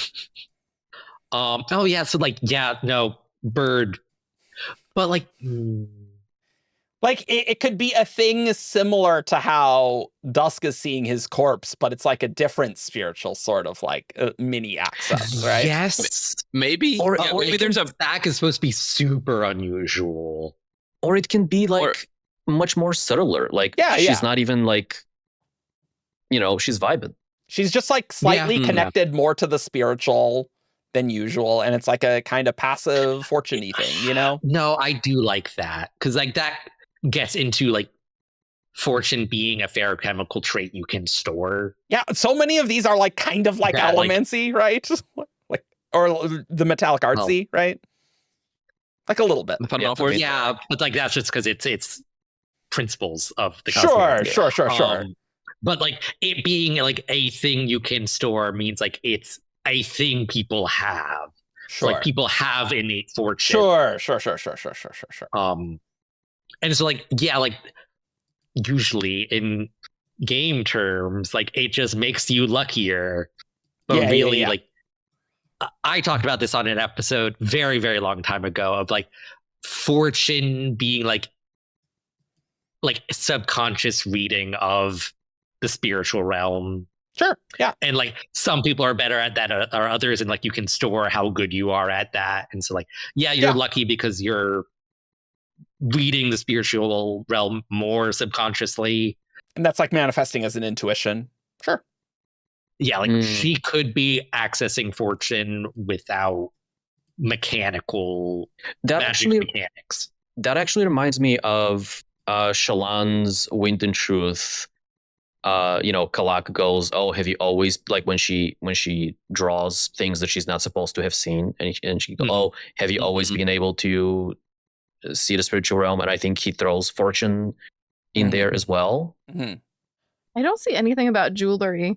There is a little bit of interestingness though, where she touches Sock right on the forehead, scratching and whispering, "Guide him well." So unless she's got some kind of relationship with Sock, maybe. But that I mean, that's the only AVR that Dusk has at that point. Yeah. Yeah. Well, and maybe like, like let's say there's a world where maybe these world spinners know how to juice the AVR a little bit, and Dusk has one of those, and most people don't know those exist. He happens to be a normal guy who somehow replicated this process, but the world spinners have AVR that let them see some interesting things, that most people don't know about. That said, all of this said, I think Star Tattoo Guy being whispered into by Pachi to make all this happen makes the most sense to me. Like Pachi's found a crazy person and is getting them in the right position to instigate off a chain of events. That makes total sense to me. I don't think Autonomy would have any issue with doing such a thing. I mean, Autonomy has all different sorts of avatars, but like all of this makes sense. Very plausible. No, I think I agree it's plausible. I don't know whether I prefer that over a coincidence that Dusk prescribes meaning to. Sure. Yeah. Sure. I know. Yeah. I think the fact that Pachi kind of is more present in this story, like there were some nice ambiguities in the original story that sort of became less. Yeah, that's true. Subtext and more text. Yeah. Yeah. But I love getting more prominent Pachi avatar stuff. Like I love that. I think that's cool. Dusk has been thinking about, crossing the endless night for a while now. Like this is not a new idea. So like he is pushed to take that final step and go, oh, maybe I should actually do this instead of just thinking about it. But this is not. So I don't know.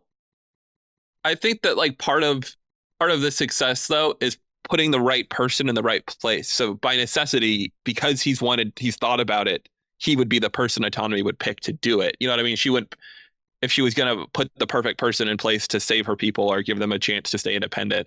Yeah. It would be somebody like Dusk, not somebody who's never thought about crossing the endless night. Most likely, you know what I mean? Like, unless that happened to be the sort of story Brandon was telling. It could happen either way. It could, but like that's not in this case. Brandon's telling a story about an experienced guy, and so that's not what happened. But and like Pachi has very personally selected Dusk. Yeah, like there's a few times, like even before Dusk drinks the the Luminist, and like full on has a conversation with Pachi. He does hear his voice and get impressions from him just like a little bit. Yeah. I think it was added in the flashback, right? I think that there was in the flashback even, really? I think so. I think there was like one line. There was like you did well. The lake. Yeah, I think there was like one line now. Oh, I don't remember what it was. I didn't see.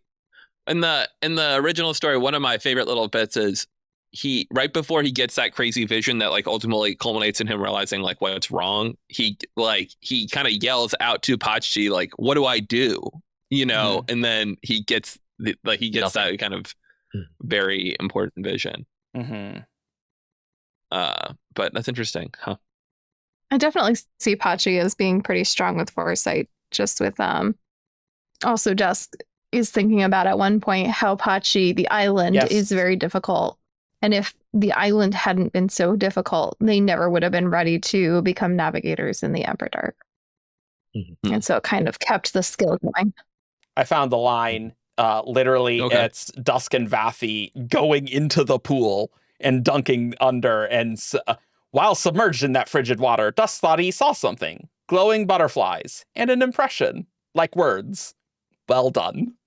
And that's it. Oh, interesting. That is really interesting. And that was not in Okay. the original Six of the Dusk, for sure. No, Yeah, no, that was definitely not. No. Brandon did like modernize the functionality of the shard pool a little bit. Well, that's probably for the best, to be honest, because It was a little weird. Yeah, it was a little bit normal pool in the original draft, where we were kind of like, yeah, like I believed it wasn't a shard pool when we thought it wasn't.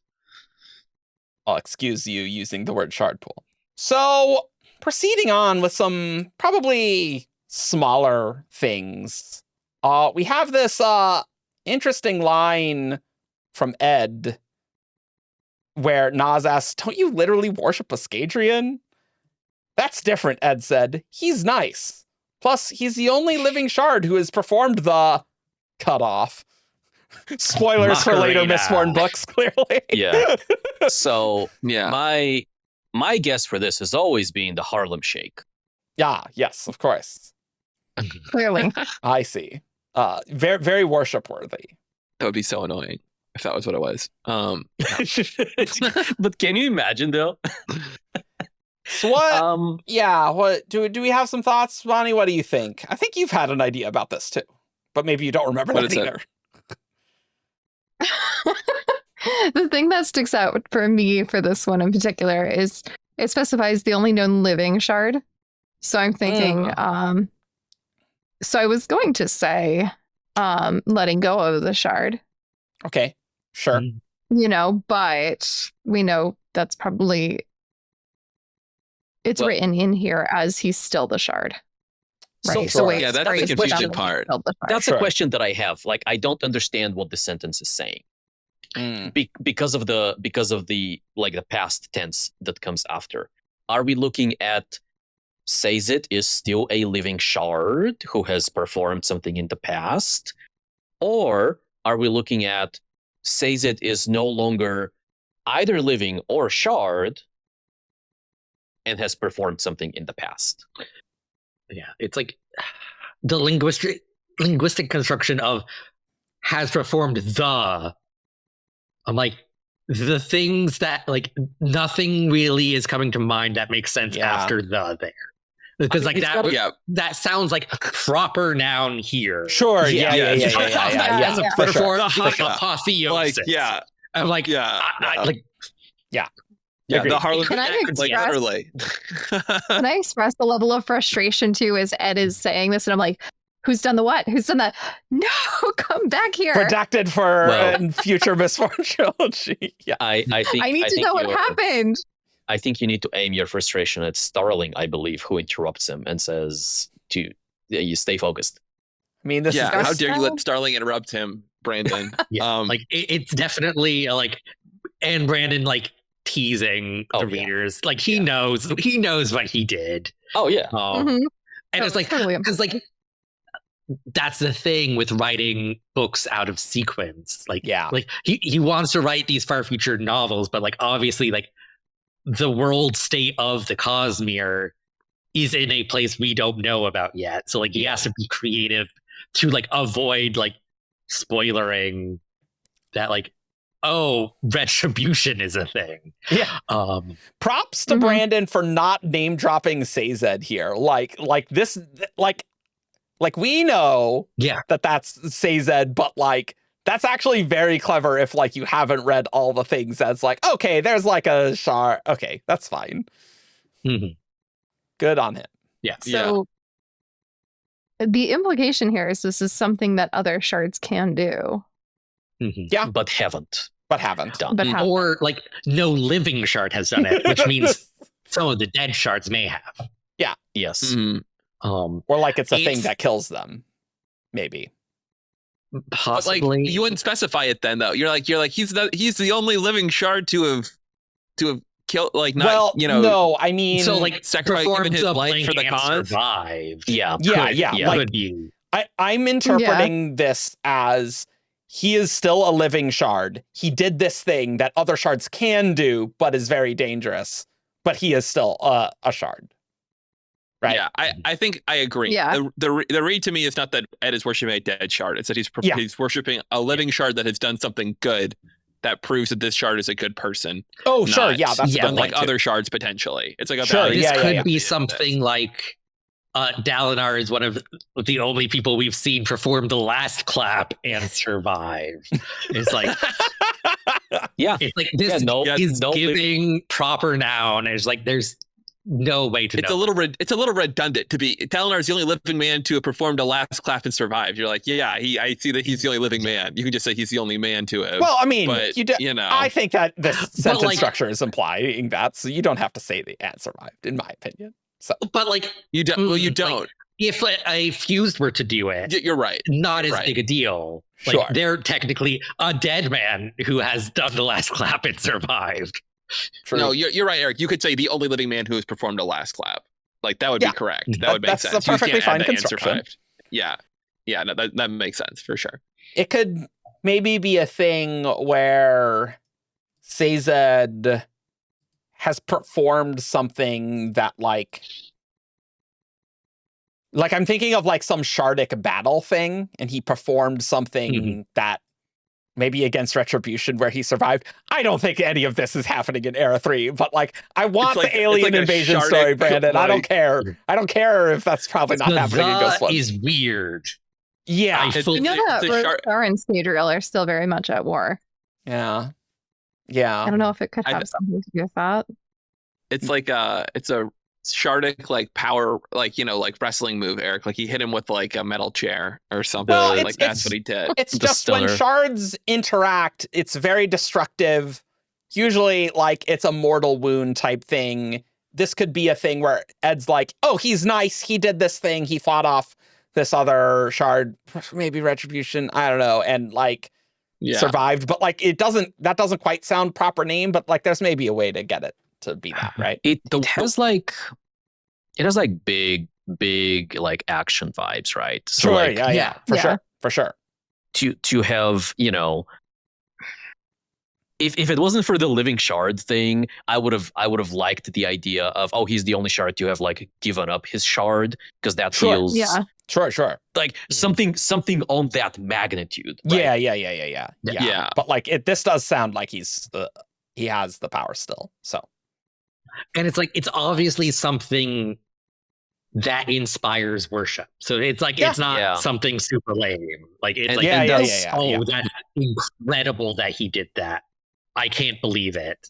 Sure. That's the other thing I wanted to call out, is the context of this conversation is Naz going, don't you literally worship a Scadrian? And that says, that's different. He's nice. Plus he's the only, so like, if we drop the he's nice, which is kind of an interjection here, the conversation is, don't you worship a Scadrian? And Ed goes, yeah, but he's done the thing. Yeah, he's done the thing. He's worthy of worship because of this thing that he did. Yeah. Mm-hmm. I almost wonder if He it's something rose from the related to dead after like 3 days. some kind of like binding himself to people or whatever, in a way of like giving the people of Scadrial some more control. The shard of democracy. Yeah, shard democracy. Yeah, basically. Exactly what It's Kelsier wants. The power democratized. We did it. It's like that there sounds is really an scary. offhand reference in Crest about him releasing the Contra. True. Yeah. Mm-hmm. It's like something that gives up control of some of his power. Sure.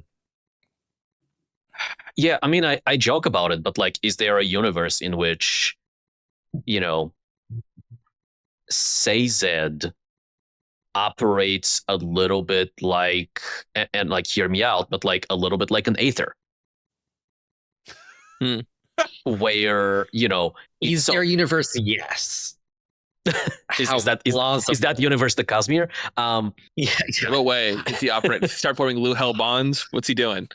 Right. I mean, but like, it's not impossible, right? It's, you know, all the shards that we know of are, you know, yes, some of them splinter themselves to some capacity, but it's essentially the vast majority of the power belongs to the vessel, and then they dole out a little bit to their chosen. And in different worlds, in different magic systems, that ratio is different. But like, what if Sazed is still the living shard of harmony, but the bulk of his power, he's not, as big of a shareholder as other shards. like maybe he's still a controlling shareholder, but Mm-hmm. That would be it would be an interesting evolution of Sazed's philosophy from someone who currently does not trust people to have the power of Lerasium. That would be what would have to happen, which is a thing you can do. But I would say now he's not a shard who would want to do something like that, because he won't trust people with a much smaller amount of his power. An Seems skeptical interesting of that way to look at this too is, as one person, even as a shard, one person, he's more potentially susceptible to being attacked or being in danger from other shards. Whereas if the power is spread out, it's a little harder to target a whole people that are invested more highly. Yeah, I mean, I see that. That's the autonomy philosophy a little bit, right? She wanted, he's taking or notes. like one of the reasons, right? She came to his world. Yeah. And like, okay, well, I'll learn from this.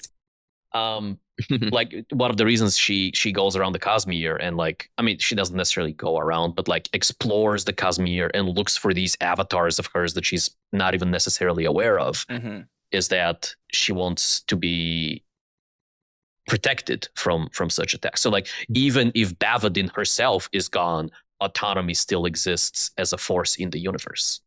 Yeah.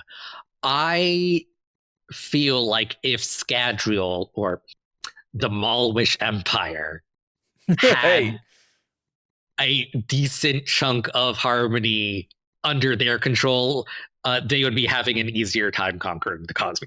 That's actually a really good point, to be honest. Would not be okay with that. Well, unless they're opposed by a decent portion of the retribution power. You know what I mean? Like, you just have to counteract that. Retribution isn't going to be split. But Obviously, he could be like, I don't know. Like he could take a different, like if that was what Brandon decided to go with, retribution would have a different philosophy that would, that would be like, because there's going to be at least some sort of commensurable conflict, like it's not going to be like, oh damn, the Skater's figured it out, they just give more power. Kind of like an arms race for power, though. Yeah, I mean, or which is why I don't think that's a thing. I don't know. You can make it work. Whether you want to make it work is a separate question, but like you can have, the Malwish are individually, they have individual power, the power has been democratized on Scadrial, but on the other end, in a way you almost have like the Rasharan War, where you have, on one side you have a bunch of individuals who are more powerful than average, and on the other end you have a few individuals who are extra more power. So like if retribution is very hands-on in this war, then that can potentially balance the scales. Yeah. And then harmony is kind of tied to with, it's hard to make harmony's power do anything. It's a lot of power that's kind of tied up. If you pass around the power, suddenly it's a lot more usable. Like I can do something to have an effect, but I can give this power to you guys, and you guys as all individuals can make a difference here. Or we can be in a situation that's a little bit similar to, it's a weird parallel, but like post Stormlight 5, we have this like center of power, which is Urithiru, but it's extremely isolated. And so maybe Harmony's power is in the basin, but the basin is locked. So like the rest of the planet belongs to the Malwish. And so like the basin is, it almost makes me think of Elantris in a way, where it's like there's this powerhouse, but this powerhouse cannot go anywhere. Like reverse North Korea. Like that's kind of funny. Well, there goes our North Korean audience. Oh no, I'll need to check the analytics.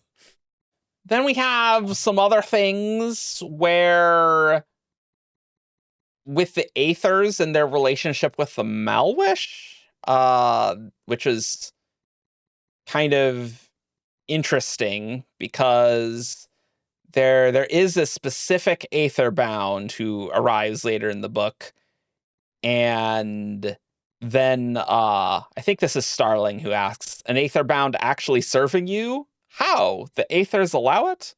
And then this Asandi person says, there are ways around that. So presumably these are those, like, these are the main Datri Aethers, not like the offshoot from Tress, much more like what Twin Soul did in Lost Metal, that sort of thing. The core or the prime Aethers, whichever one it is. Yeah. Yes. Yeah, which to refresh people's memories, like the distinguishing thing about Aethers is like instead of like Radiance, that it's one human to one Spren bond. It is one Aether bonded to many humans. Yeah. This is kind of interesting politically because we don't really know how the Aethers fit into the space age. Like, obviously, the Aethers are useful for a variety of things. I think we only know Datri no longer has a perpendicularity. We know that. Fact one. Which means it used to have one. Which means it used to have one, which is very interesting in and of itself. But maybe the Aethers like don't want to get involved in like the conflict between Rasharans and Scadrians, and like there's some like loopholes where they can do stuff in limited capacities, maybe. Yeah, I think that's going to be it. Like the Aethers want to be Switzerland in terms of Cosmere wide. Like they don't want to get involved. They're like, because like the Aethers like think they're as on equal level with Adenalsium. It's like, we're not involving ourselves with like you children. It's a conflict of shards. We are outside of that world. I think that's definitely possible. I'm really curious, and like it'll just depend on like is there a series written there someday? Maybe not. Like whatever's going on with the Dark Aether, like is that entirely an internal problem, or is that something that somebody externally is doing to the planet? Because like if that's an autonomy thing, like maybe they have a motivation. Like Twin Soul's gone outside the planet for help for some reason. And like to make sure I'm clear, it's like the whole like we're above this conflict is like the talking point. May or may not be actual reality of like Aethers might just be like, we're scared, we don't want to interact with them, but they're telling everyone it's because they're better than everyone else. Sure. Because like if they get involved in the war, they could lose. I feel like a Shard v Aether 1v1.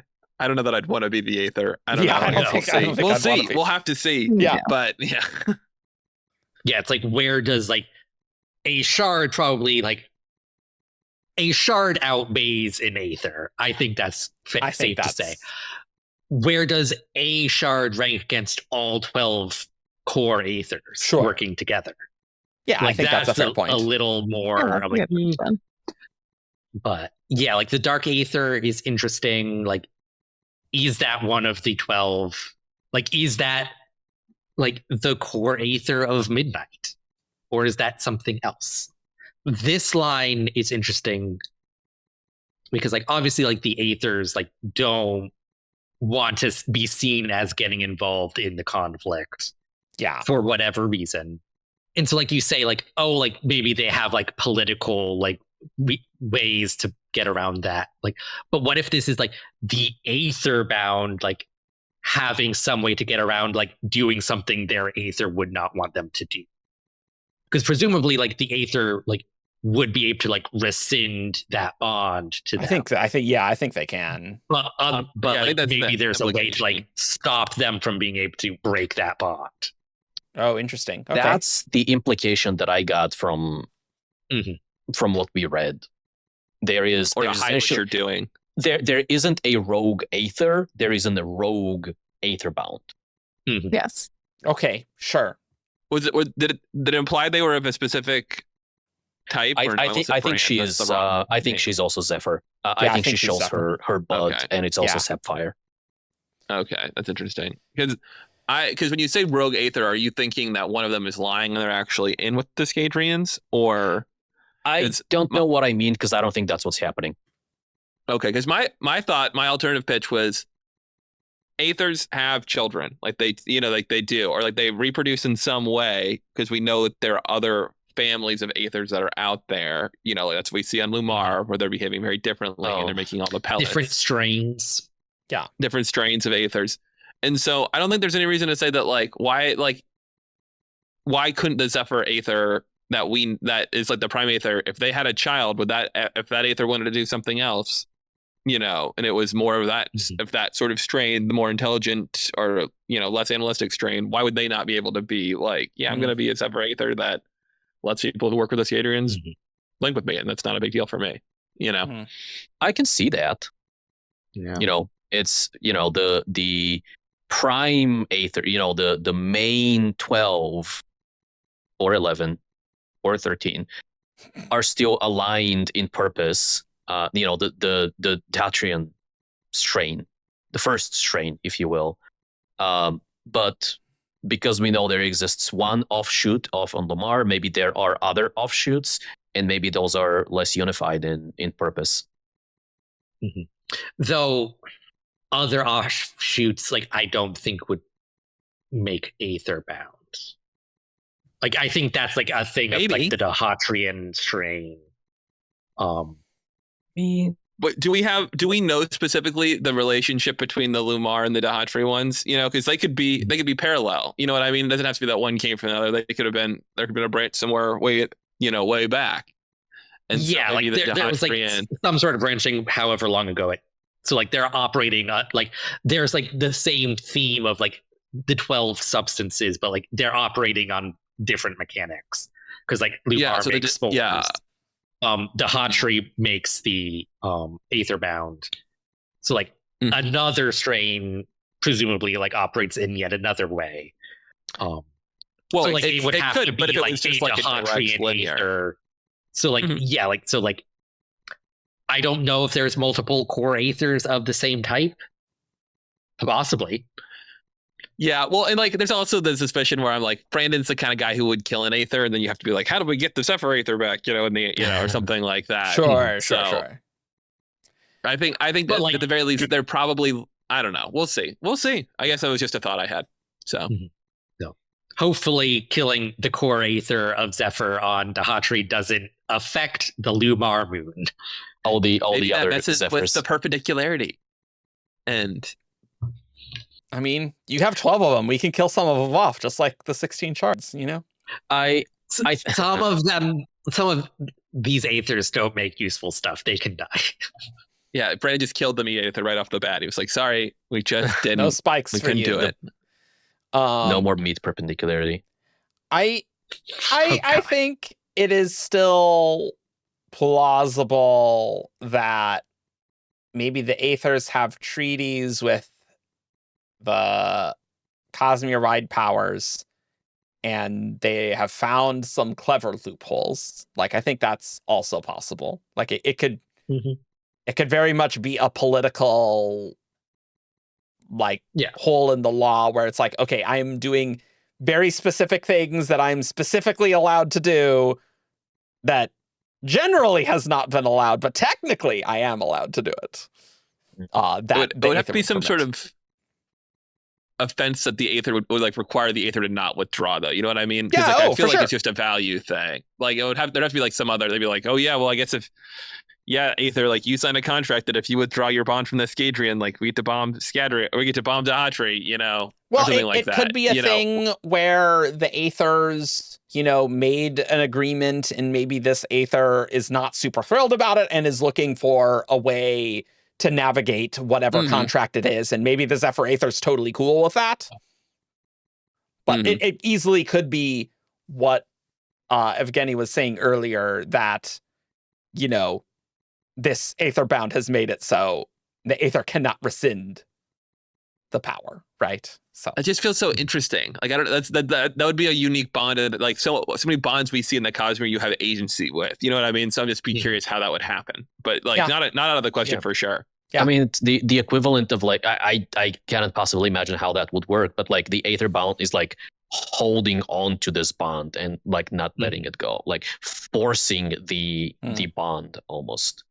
Like reinforcing that spiritual connection or something so it couldn't be broken or some garbage. I don't know. Yeah, like there's going to be some way of doing that. Which maybe the Skadrians helped her with. You need a crystal spike is what you need. Or, Fun you fact. know, it could like, be... You joke, but yes. Honestly, some hemalurgy shenanigan to bind it is not out of the question. Crystal spikes are Brandon's new hemalurgy. It could be as simple as like the Aetherbound somehow hiding what they are doing from... That's really what I'm leaning towards. Yeah. Is it's just hidden so the Aether doesn't know. That's true. That would have to be like really secretive, is my only thought, though. Is it seems like, there's lots of mental communication going on and whatnot. I feel like if the Aether was suspicious, it would be able to withdraw. You know what I mean? So you'd have to really be fooling it. Like, it wouldn't be like, oh man, I can't, you've covered my eyes, but I can feel you using my power, but I guess I trust you. You know what I mean? Like, it would have to be really seamless, I feel like, to fool the Aether, as opposed to just being, like, it's like, it's a blind. It's an interesting story no matter what it is. Yeah, all these options are Yeah. quite interesting. Yeah, for sure. Yeah. And the Skadrians have enough tech too to possibly do something to assist with hiding. Yeah, no, That's fine. I think that's really plausible, for sure. Yeah. They do have a lot of maybe tech. they can.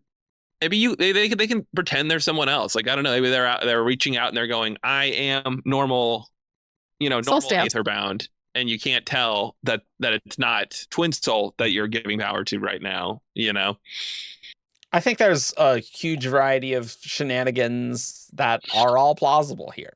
I guess I was going to say, speaking of shenanigans, I wouldn't say this is shenanigans, but we do get a cryptic line where Ed's like, I'd ask Khriss about like the Iriali map thing, but she's vanished. And Nas says, not really vanished, merely drawn back to Taldane for its needs.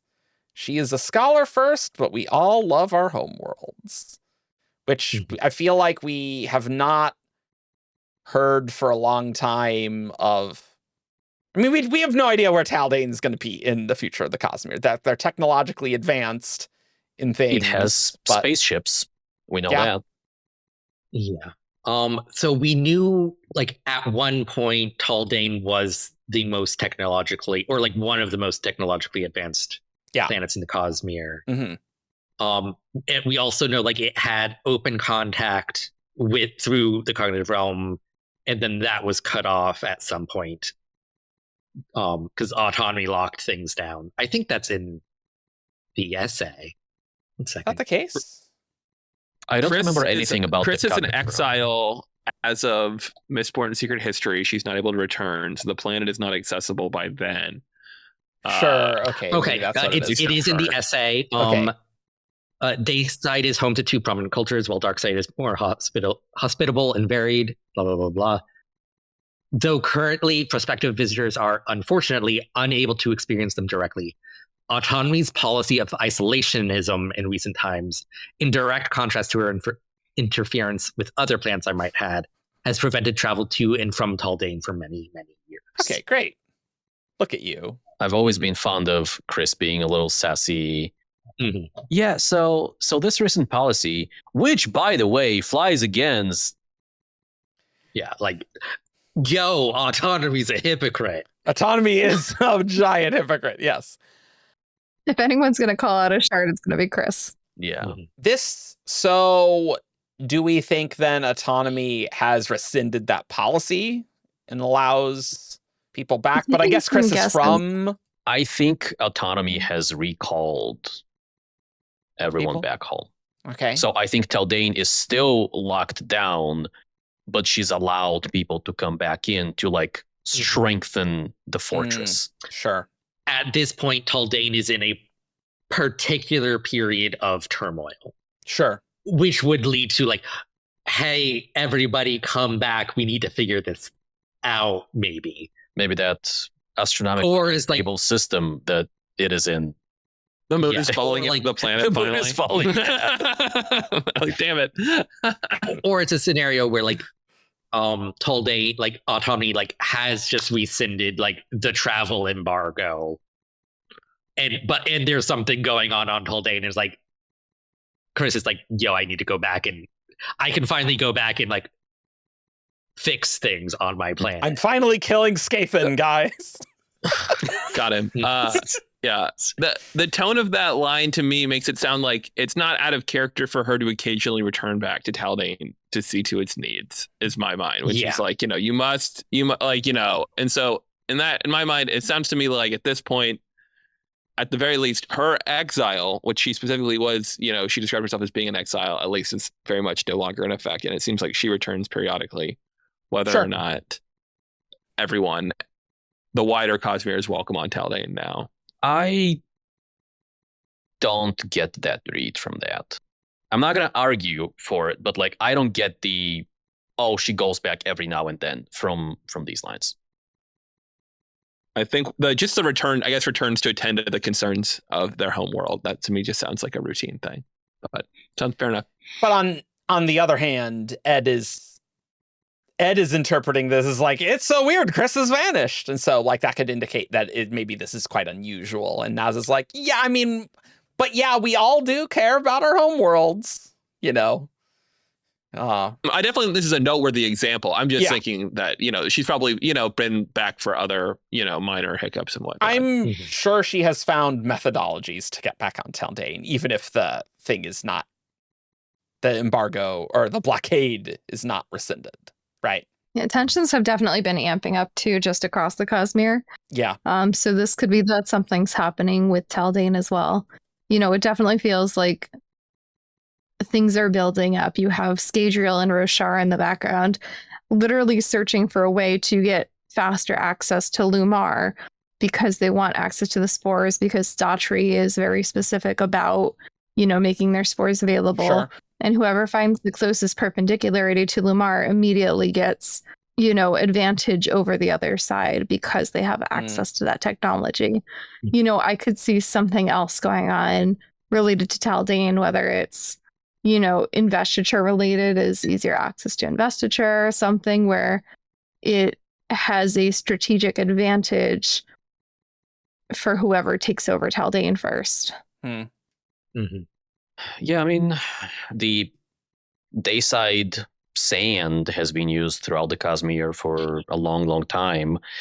It is possible that the microflora that makes that possible it's possible that people have found new / better / more useful uses from it.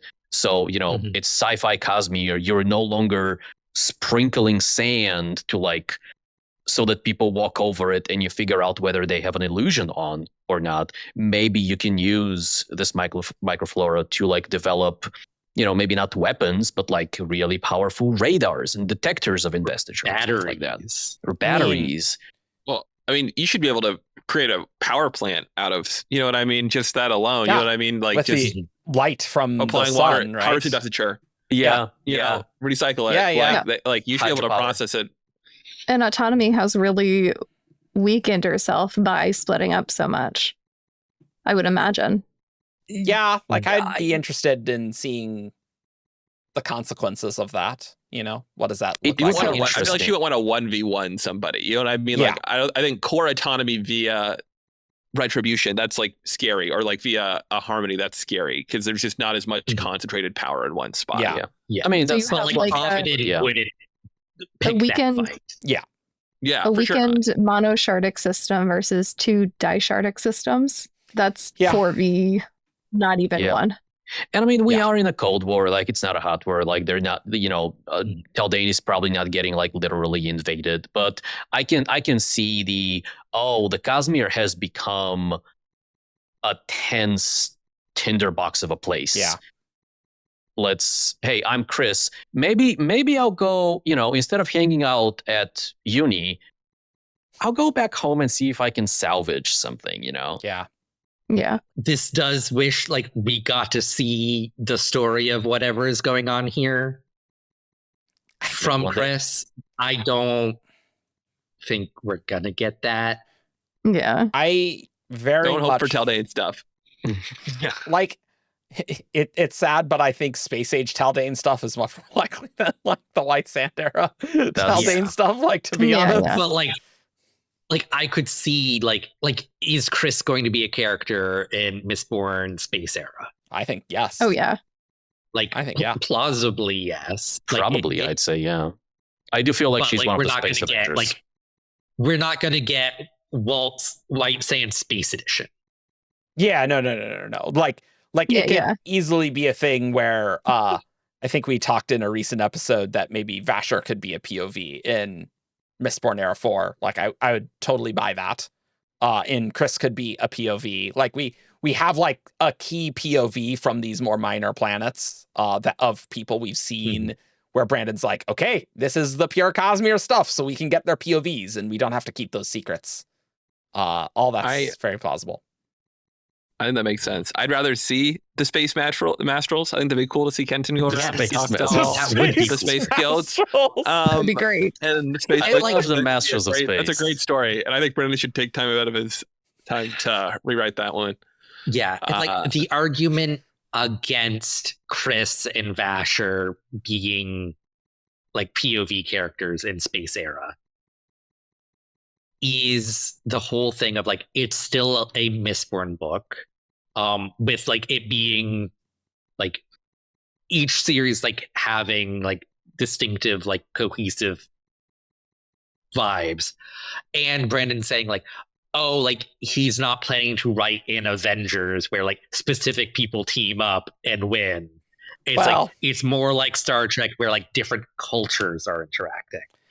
I don't know if- There will also I don't know be if I people believe that. Avengers. well, I think There's we're going to gonna be see Hoyd's apprentices all on screen doing something in the ending of the Cosmere. And though that is true that it's still a Mistborn book, I think it's going to trend.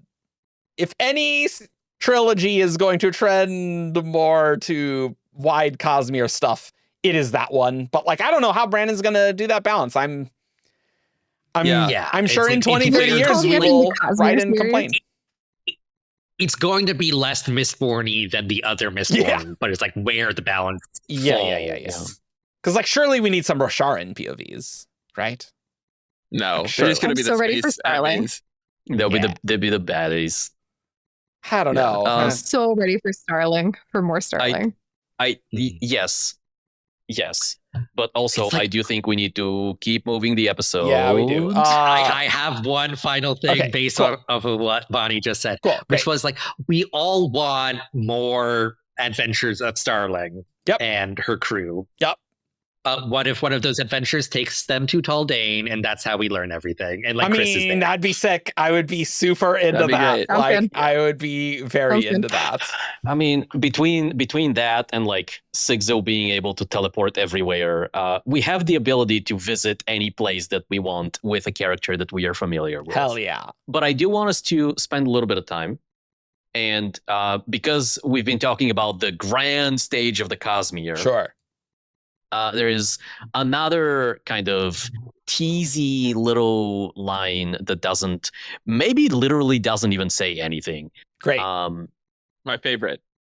Perfect. Over here. We've already talked about where, star tattoos, so. Yes. Well, this one is, depending on how you read it, maybe even less important.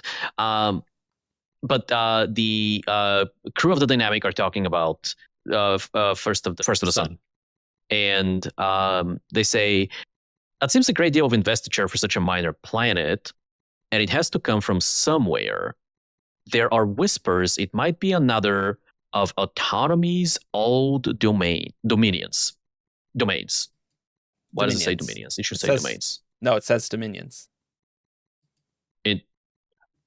Autonomy's dominions? Huh. I always thought that said domains. Okay. Domains would work better since Dominion is the name of a shard. Well, you know, Dominion's dead and has been dead for a long time, so that's fine. Yeah. Anyway, so there are whispers. It might be might be another of Autonomy's old dominions, which I never thought much of. I was like, well, this is just saying this planet might have been another, this is Autonomy, an Autonomy affiliated world. As we know, there are many. We know that this one is one of those. There's nothing to this line. And then at one point, people started talking about like putting emphasis on Autonomy's old dominions in the Okay. context of, well, maybe Autonomy doesn't have dominions anymore. Maybe Autonomy's dead. Huh. Oh, that'd And- be interesting. Yeah. Oh, like And- or like she's like that's a valid read. Also, like if she has just retreated back to Taldane and it has like just like okay, like all those other outputs of power, like Yeah. I'm cutting them loose. I'm not dealing with them anymore. We need to centralize power on Taldane because the threat Mhm. is becoming really high, and so we need a different strategy. Yeah. And so those quote unquote old dominions are less of Autonomy anymore, even though technically speaking they are connected to her. It's Mhm. places that she has abandoned. And so in that sense they Yeah. are old. Yeah, I actually, she's I actually like- like that. Yeah, like it's like instead of like an avatar, like she's actively working through, like it's just like nope, chop off that finger. Like I left a provisional government there. yeah, Touchy it's like fingers. I'll go deal with those later. We when, gotta like, deal with I'm them not- later. Yeah, Yeah, that's good. Yeah, or even like a progressive thing. Like I was thinking more like maybe like there are worlds, because I think the essay, containing all the truth in the world, says that like there's something interesting in the past of this planet. Like it kind of is like so there's some sort of that's the implication of the perpendicularity that it draws is like there's something interesting happened historically here, and so like maybe like Autonomy finds perpendicularities, like the kind of central personality, how it relates to them. It finds these avatars, it has these worlds of interest, and then the interest kind of like sunsets, and it moves on to somewhere else. And like this maybe is like still technically a dominion, but not really like a central one anymore, or one that's of particular interest at this stage, and so you find these places that Autonomy has moved through, but isn't really kind of present in a meaningful way anymore, Yeah. yeah. It- Like get there 2,000 she's years dead. before, Yeah. you'd have a bigger fight with Autonomy versus now. This is just interesting given how Pesci is definitely a being, right? And so what does rescinding this power mean? Or if Autonomy's dead, like Pesci's still chilling, Like, I don't know. Yeah. Yeah, it's like I think if you kill Bovidin, Pachi's gonna be fine. Like Yeah, I mean, Autonomy, like he's not. presumably being those affected by that, disconnected yeah. avatars, that's the benefit, right, of having this I think spread so. out. But if you killed Bovidin, would Trell have been fine? I don't know. Like that's where I I think get there's like a confused. fuzzy line with avatars that are like yeah. this is just Bovidin play acting versus like actual like discrete entities. You are saying something else, but like the rescinding of powers, like Yeah. it's more a rescinding of influence and attention rather Yeah. than like Is- rescinding of power, because like I think that's harder to do. I think we would be remiss not to bring up the Stormfather and Yeah. the Rosharan Old Gods into all of this. okay. Old gods are not, they are, I think we think of them as like Sprent of Adonalsium, not avatars of Adonalsium. Sure. But obviously they were fine post-shattering, maybe influenced a bit, but fine. Mhm. Sure. But the Stormfather is explicitly called an avatar of honor. And while the Stormfather doesn't survive, retribution for long, while the Stormfather does survive like the quote-unquote death of honor for long, He's still around. he is not. He is killed directly. He doesn't just disappear because the shard Mhm. that he is an avatar of is no longer. Sure. Yeah. All of that's true. With the thing about Autonomy rescinding interest, what advantage would that have in doing that? Like I think tactical advantage. It's like it's not a place she has to defend anymore. Well, and here's here's kind of a thought. This is me drawing from not a marine biologist, reading a bunch of sci-fi books recently that have had like octopus style intelligence POVs, Sure. where they talk about how they have kind of a distributed intelligence, and so the arms are doing things on their own that the central intelligence is not always paying attention to, and sometimes they bring their intelligence in and they direct them more closely, and sometimes the arms are just exploring the environment and kind of doing things on their own. And so I think that, like, more or less with their own intelligence that is not fully separate from the general intelligence, but not fully independent either. And so I think that's probably what is happening, is like there's less autonomy being like, what are you doing, Patchy? Maybe kind of directly puppeting, and more letting Patchy do what the personality autonomy gave Patchy would lead Become Patchy its own to do. thing. Sure. Yeah. And then like autonomy is focused on a particular area, and so these places with avatars are old dominions because autonomy's not really having any interest in them. Yeah, Mhm. because we have seen, and we've been told several times, while shards are infinite vessels or not, they can really only pay attention to one thing. And they can pay attention to anything, but they can only pay attention to one thing at a time. And so if you are Bavadin and you have seeded the entire Cosmere with these avatars, and your, like, the heart of your power is under threat, like if we are thinking that Taldane is Taldane in general is in trouble, and Khriss hasn't gone back for some personal reasons, then maybe Bavadin has like retreated not only her power but also her attention back to her homeworld. Sure. And so these old dominions are left to their own devices. Okay. That's kind of what I was trying to get at. Okay. So, yeah. I'm really leaning towards, the more we talk about autonomy too, the idea that autonomy is very strong with foresight. I don't know. I don't think that's established. I know some shards are more established with where they're at with foresight. It's like cultivation and preservation, I think. Do not A believe little we have bit. a comment on this. Yeah. Yeah. Yeah, I I don't don't want to think tell me there's though. a You're right. What makes you think that this might be the case? Specifically because you have like splitting off Pachi to get Pachi really has this vision for where things need to be for like Six to get where Six needs to go. Sure. With protecting First of the Sun. You have Autonomy has been on Scadrial for such a long time.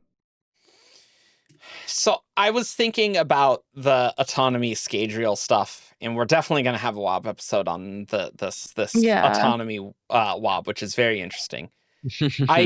It's hard for me to distinguish between the difference of autonomy has good future sight and autonomy is setting these seeds and allowing potentials to exist and taking advantage of those. That's like, true. I'm sure there's like some spiritual, like I'm sure she's looking into the spiritual realm because of course, right, to determine what seeds could be fruitful. But I'm sure she is planting many of these and just accruing these small advantages that she could then utilize later. And so that feels a little different from Preservation's insane Terrace Prophecies stuff, which, just to say. But I'm with you on that one. I think she just... Yeah, I could see it going either way. All the shards have, some measure of future sight, right? So it's always going to be a combo. But and especially I'd say more than honor. If we have a tier list, honor is low. He's an idiot. Future sight? What's that? I'm not even gonna. Never will hear of it. Hey! He had visions of himself destroying everything. Okay, there were a few. Something that didn't happen. Well, and he communicated those visions poorly. Yeah. Okay. Well, But like if you are Bavadin, right, it makes sense to like pay attention to your shard siblings and go, hey, these two have settled. They've created a planet. Maybe I wanna I wanna put something in there, right? Just in case. Yeah. And so I mean- I would not be at all surprised if we find Autonomy's influence, or at least like plans for influence on every major shard world. Mhm. That's We're not sure then. Well, I think that's the new Ralik von Makok thing has been pointed at before. Mhm. Yeah. I think as a potential. Ooh.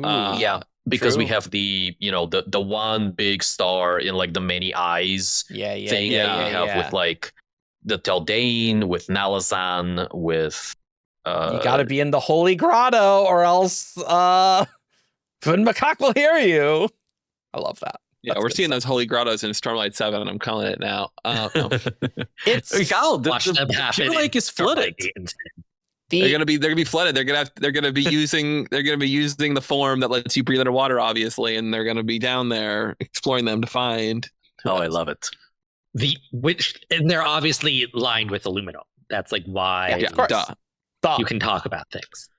The idea that Autonomy wanted a presence on Scadrial is interesting because it's like a created planet of ruin and preservation. Whereas I think like Adenalcium created Mhm. planets would likely have some latent autonomy investiture somewhere, even some slight amount. Mm-hmm.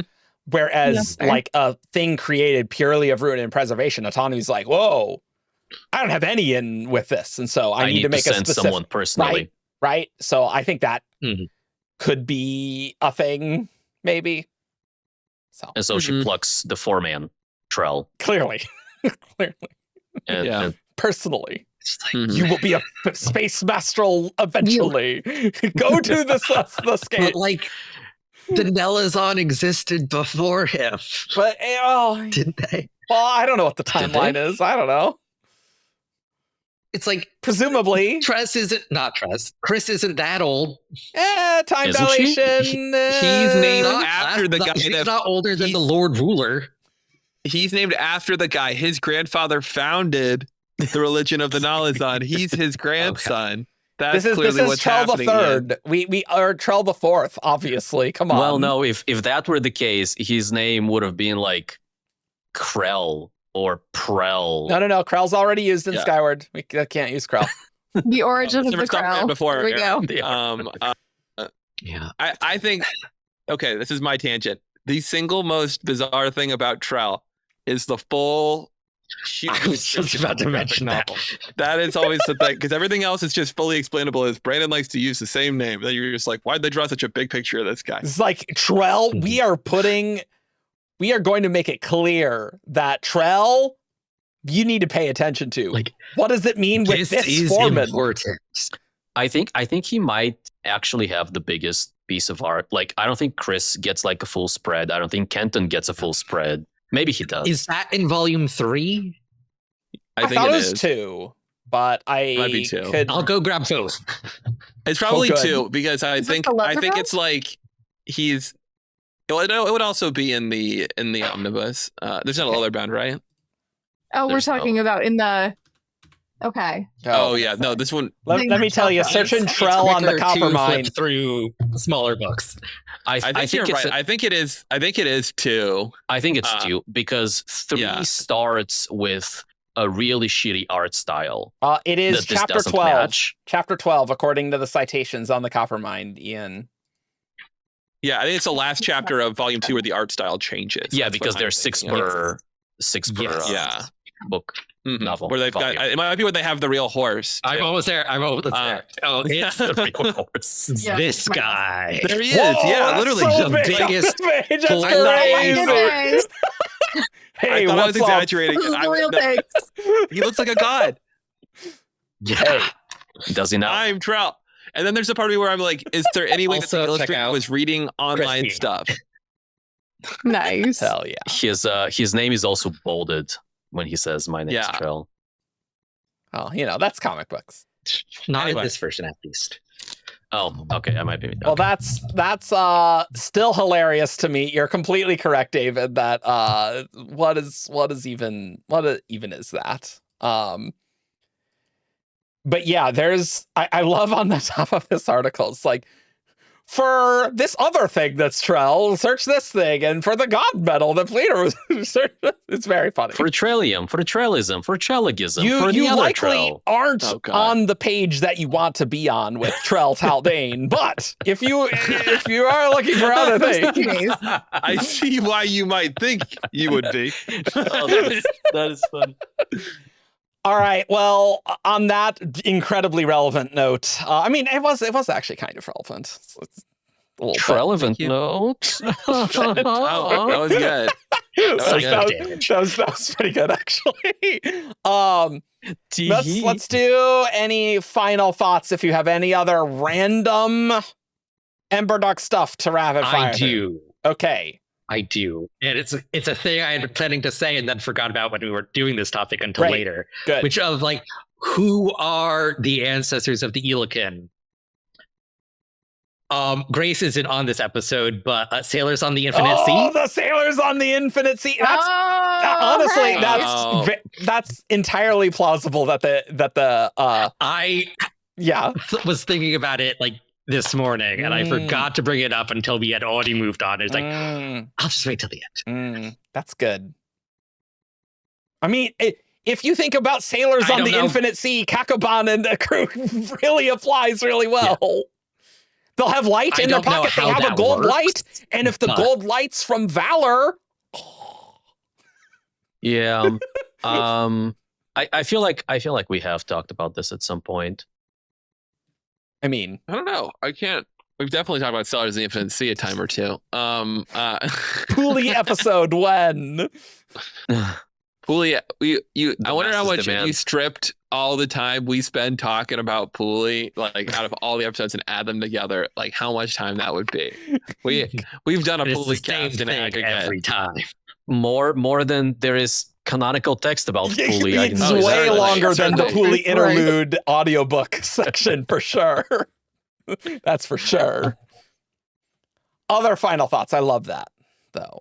I will use my final thought to mention a thing that we didn't dedicate a section on the episode, but in part because this episode's very long, and in part because there isn't much to talk about, which is true Voxilians. Sure. That's where a thing. That's what we know. I believe Chrysalis categorizes mortals as human, Shodel, or true Voxilian, which if obviously you're a implies singer, true get Not harsh screwed. people. Harsh. You're like our Shodel adjacent. And then one of the which is notable in its own right, but it is extra notable because Ed, who is from Silverlight, born and raised, is of Voxilian heritage. And independently of that, or related to that, in a word of Brandon, Brandon says that he is mostly human. So there's some true Voxilian ancestry somewhere in Ed's past. Yes, and being and true Voxilians are not humans, which is the important bit. Well, don't worry, Adenalcium has designed these species to interbreed, so don't worry. Yes. Adenalcium's got it covered. Yeah, We can so also I do anything, guys. Except the bugs. We're probably looking at something very similar to like the Horn Eaters, who are also mostly human but not fully, right? Some people have speculated that true Voxilians might be lizard people. That was that's kind of been my mental impression, to be honest. But we're not gonna unpack that on this episode. Because there's a lizard person in Khriss, right? Oh, it's because there is a lizard person. Yeah. Oh, I didn't see that. Oh, that is an interesting thing. I've learned something. Fake Charlie is kind of lizard person. Was there a lizard person walking around in Silverlight? I may have invented that. Don't trust me. No, you invented that. Okay, cool. Good talk. Yeah, that'd be really a power, Brandon, if the reveal was that Charlie was actually just a regular person of true Voxilian race, and it was Horton. I'm kidding. No, that's interesting. That's a good thought. Yeah, my comment is, Brandon, stop trolling us about Vax. Just tell us what's happening or stop bringing it up. I don't know. I've kind of Stockholm syndromed into myself into liking the. I'll talk about Vax and not tell you anything about Vax. I just had an idea. What if like Vax is being this mystery, and then like the final battle for all the Cosmere is in the like it's at Vax, and that's like the last place we go to. That'd actually be pretty sick.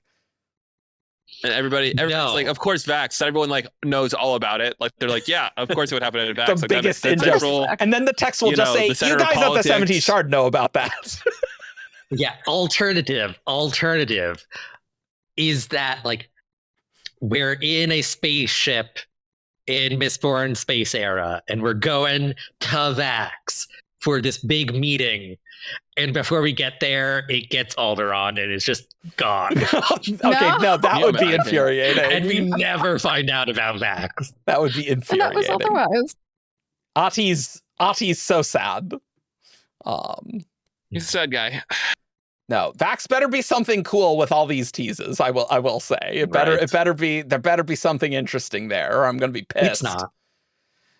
Well, I heard lower your expectations. Kind of cool. So if it turns out cool, you're happy. No, Vax is the land of farting pancakes. No, jeez. Which Ati mistakenly was like, "Oh, is this Vax?"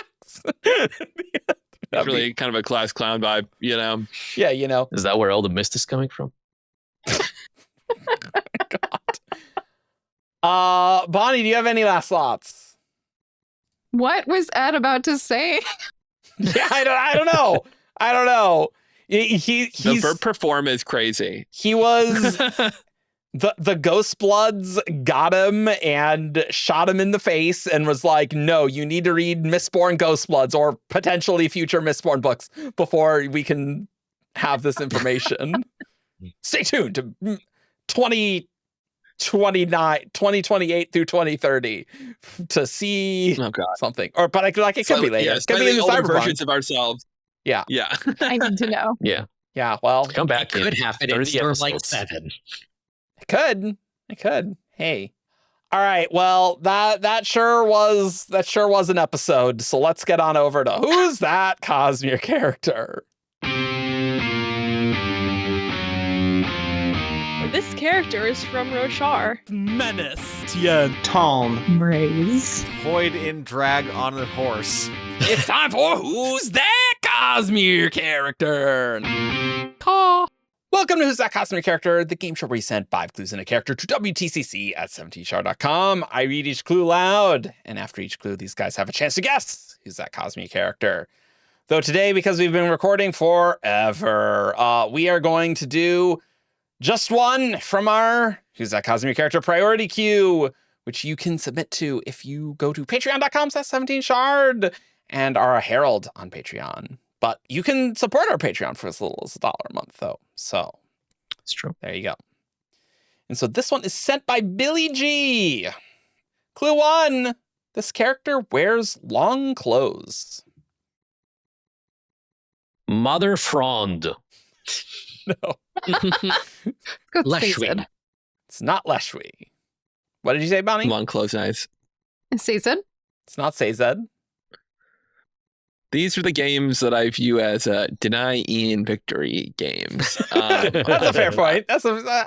Yeah, I approve. I'm like, Yeah, there's only I'm one. glad we all find different meaning in Who's That Cosmere Character. Yeah, yeah, you know. When you're so far ahead, I'm like the only victory. Exactly. Yeah, let me see. All right, long clothes. What about? Nothing specific comes to mind, so I'm going to guess something that a character this might not apply to, but I'm assuming it does, is Fafin, who is a priest. It's not Fafin. I always gotta say Adrian Royal Family if I don't have any ideas. David, you have to lock in. You can't be Fafin around. I'm Fafin around again. I'm pretty sure they wore like long white clothes. We make that joke every single time, and it's always probably good. Gray. Probably not. Yeah, but like whatever their version of color that they think you can't awaken with, but you actually can't awaken with is. Yeah. Clue 2. This character is trained to kill. Not Fafin. Not Boffin. Boffin, secretly the royal assassin. Look, that Boffin Ridger novella, it's coming, guys. No, that we made. That would be the craziest thing to get a Warbreaker. Adrian royal family character drama. What does this have to do with the Cosmere? Yeah. Nothing. No, Zeph. wait, what? It's not Zeth. I thought Seth too. I was like, well, it's kind of his main thing, his clothes and killing people. Yeah, I don't think this is gonna be an obvious one, but you gotta until I have better clues. Sure. I'm going to make a guess in honor of us talking about White Sand stuff a lot this episode. Reinst Ryle. Reinst Oh my God. Ryle. I don't know No. if Ranged Ryle has killed anybody. Well, he was killed. Vassals are trained to kill. I mean, I will take a generous, Vasher. It's not Vasher. Wait, is it just trained to kill? Is that what it is? Trained to kill. Okay, not has killed. Okay. Long close is interesting. It is. Did someone already guess Vasher? Yeah, Bonnie just did. Moments Okay, that's ago. what I thought. I was like, that's ringing in my head. So I think someone probably just guessed it. There's a Vasher yeah. shaped hole in my recent memory. Yeah, I'm like, yeah, Vasher got to your memory too? Why is that bouncing around the hollow between my ears? All right. Now my other guess is I want to do the Elantris women, but that was like recently correct. So I'm like, Hey, you know. I don't know. you know what? I'm gonna guess Queen. I'm gonna Queen Eshin in honor of that being correct. Yeah. No, it was not Queen Sheen. Ishin. All Per right. the appropriate Aeonic pronunciation. Yeah. Actually. Clue 3. This character didn't recognize Hoyd.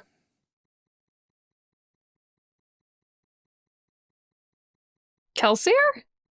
It's not Kelsier. I was gonna guess Sazed, but then I'm like, he wasn't. Weird thing. We did guess that. Oh yes, Sazed. Oh, there you go. Yeah. Thank you, whoever that was. He wasn't trained to kill though. Yeah, think I know would where be that hard was pressed at. to describe him as trained to kill. Yeah. Trained by life, trained by circumstances. Oh No. the epilogue of Oathbringer. Yep. When like Hoyd is like trying to like fix the like small child up with like the woman like who died. Like The heavenly he one. like skirts under the eyes of a Shanaeam. Uh-huh. And like Oh, it's he talks Vatwa. about how like she Yeah. doesn't recognize him even though they've danced before at a ball. Yes. I we don't talked know. about her. We talked about her Vatwa. very recently. Yes. Yes, I think I brought Fatwa up. And so that's your guess, Ian? Yeah, Vatwa. That is my guess. She is my guess. It is not Vatwa, though hilariously in the extra. So this person said, I hope someone guesses Vatwa.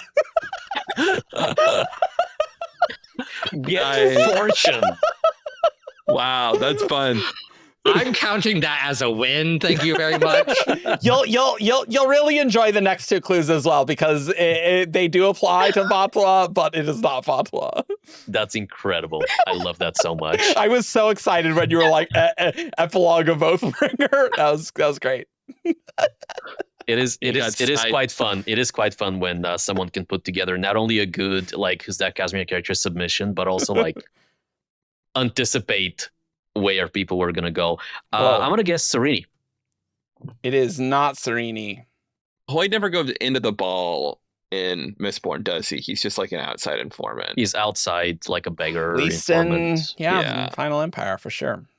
We have 'Cause I was thinking, Blackbird. I was like, did he like meet Khriss or Shan Alariel? You know, I'm gonna say Shan Alariel. It's not Shan Alariel. Damn. Long clothes. Long clothes. Didn't recognize Hoyd. Trained Trained to to kill. kill. Clue 4. This character is seen hovering.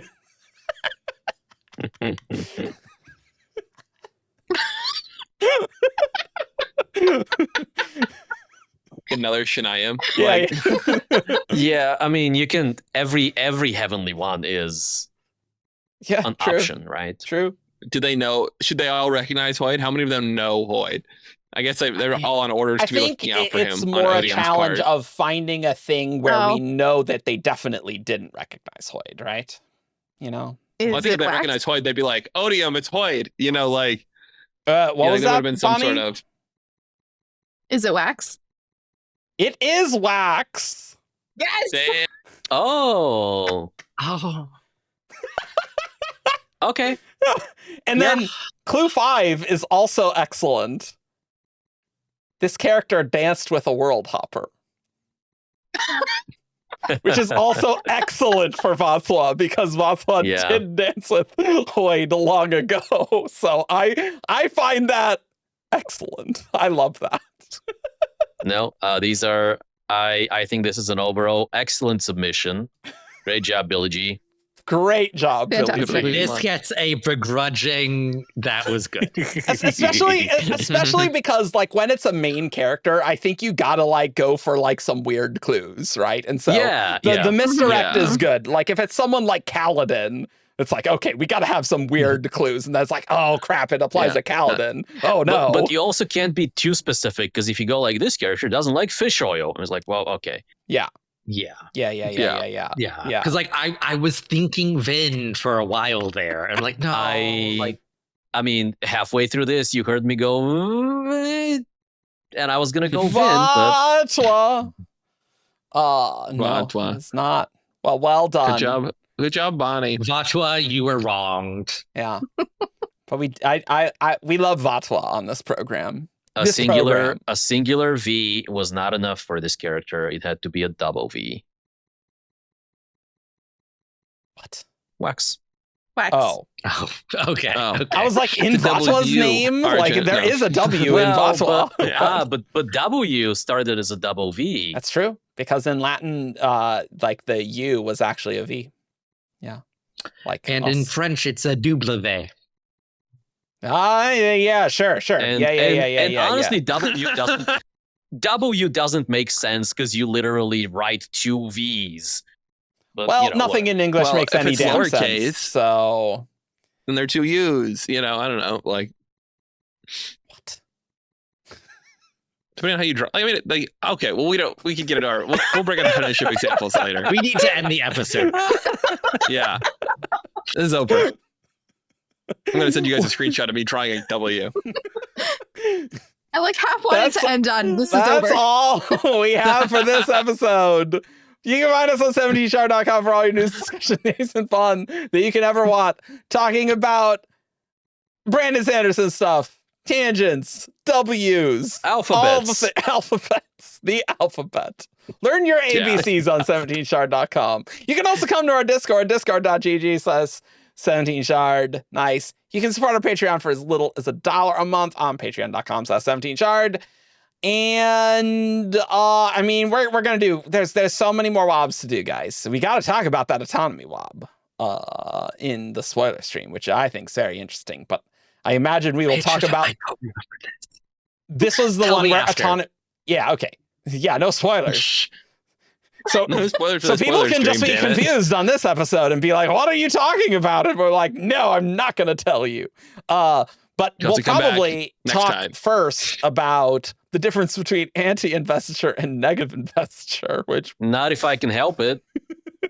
There Let's go. is no difference. I don't know what Brandon's talking about. well, we'll talk about that next time, probably, maybe, or something else. I don't know. Anyway, we'll see you all next time. Peace. Bye. Caw.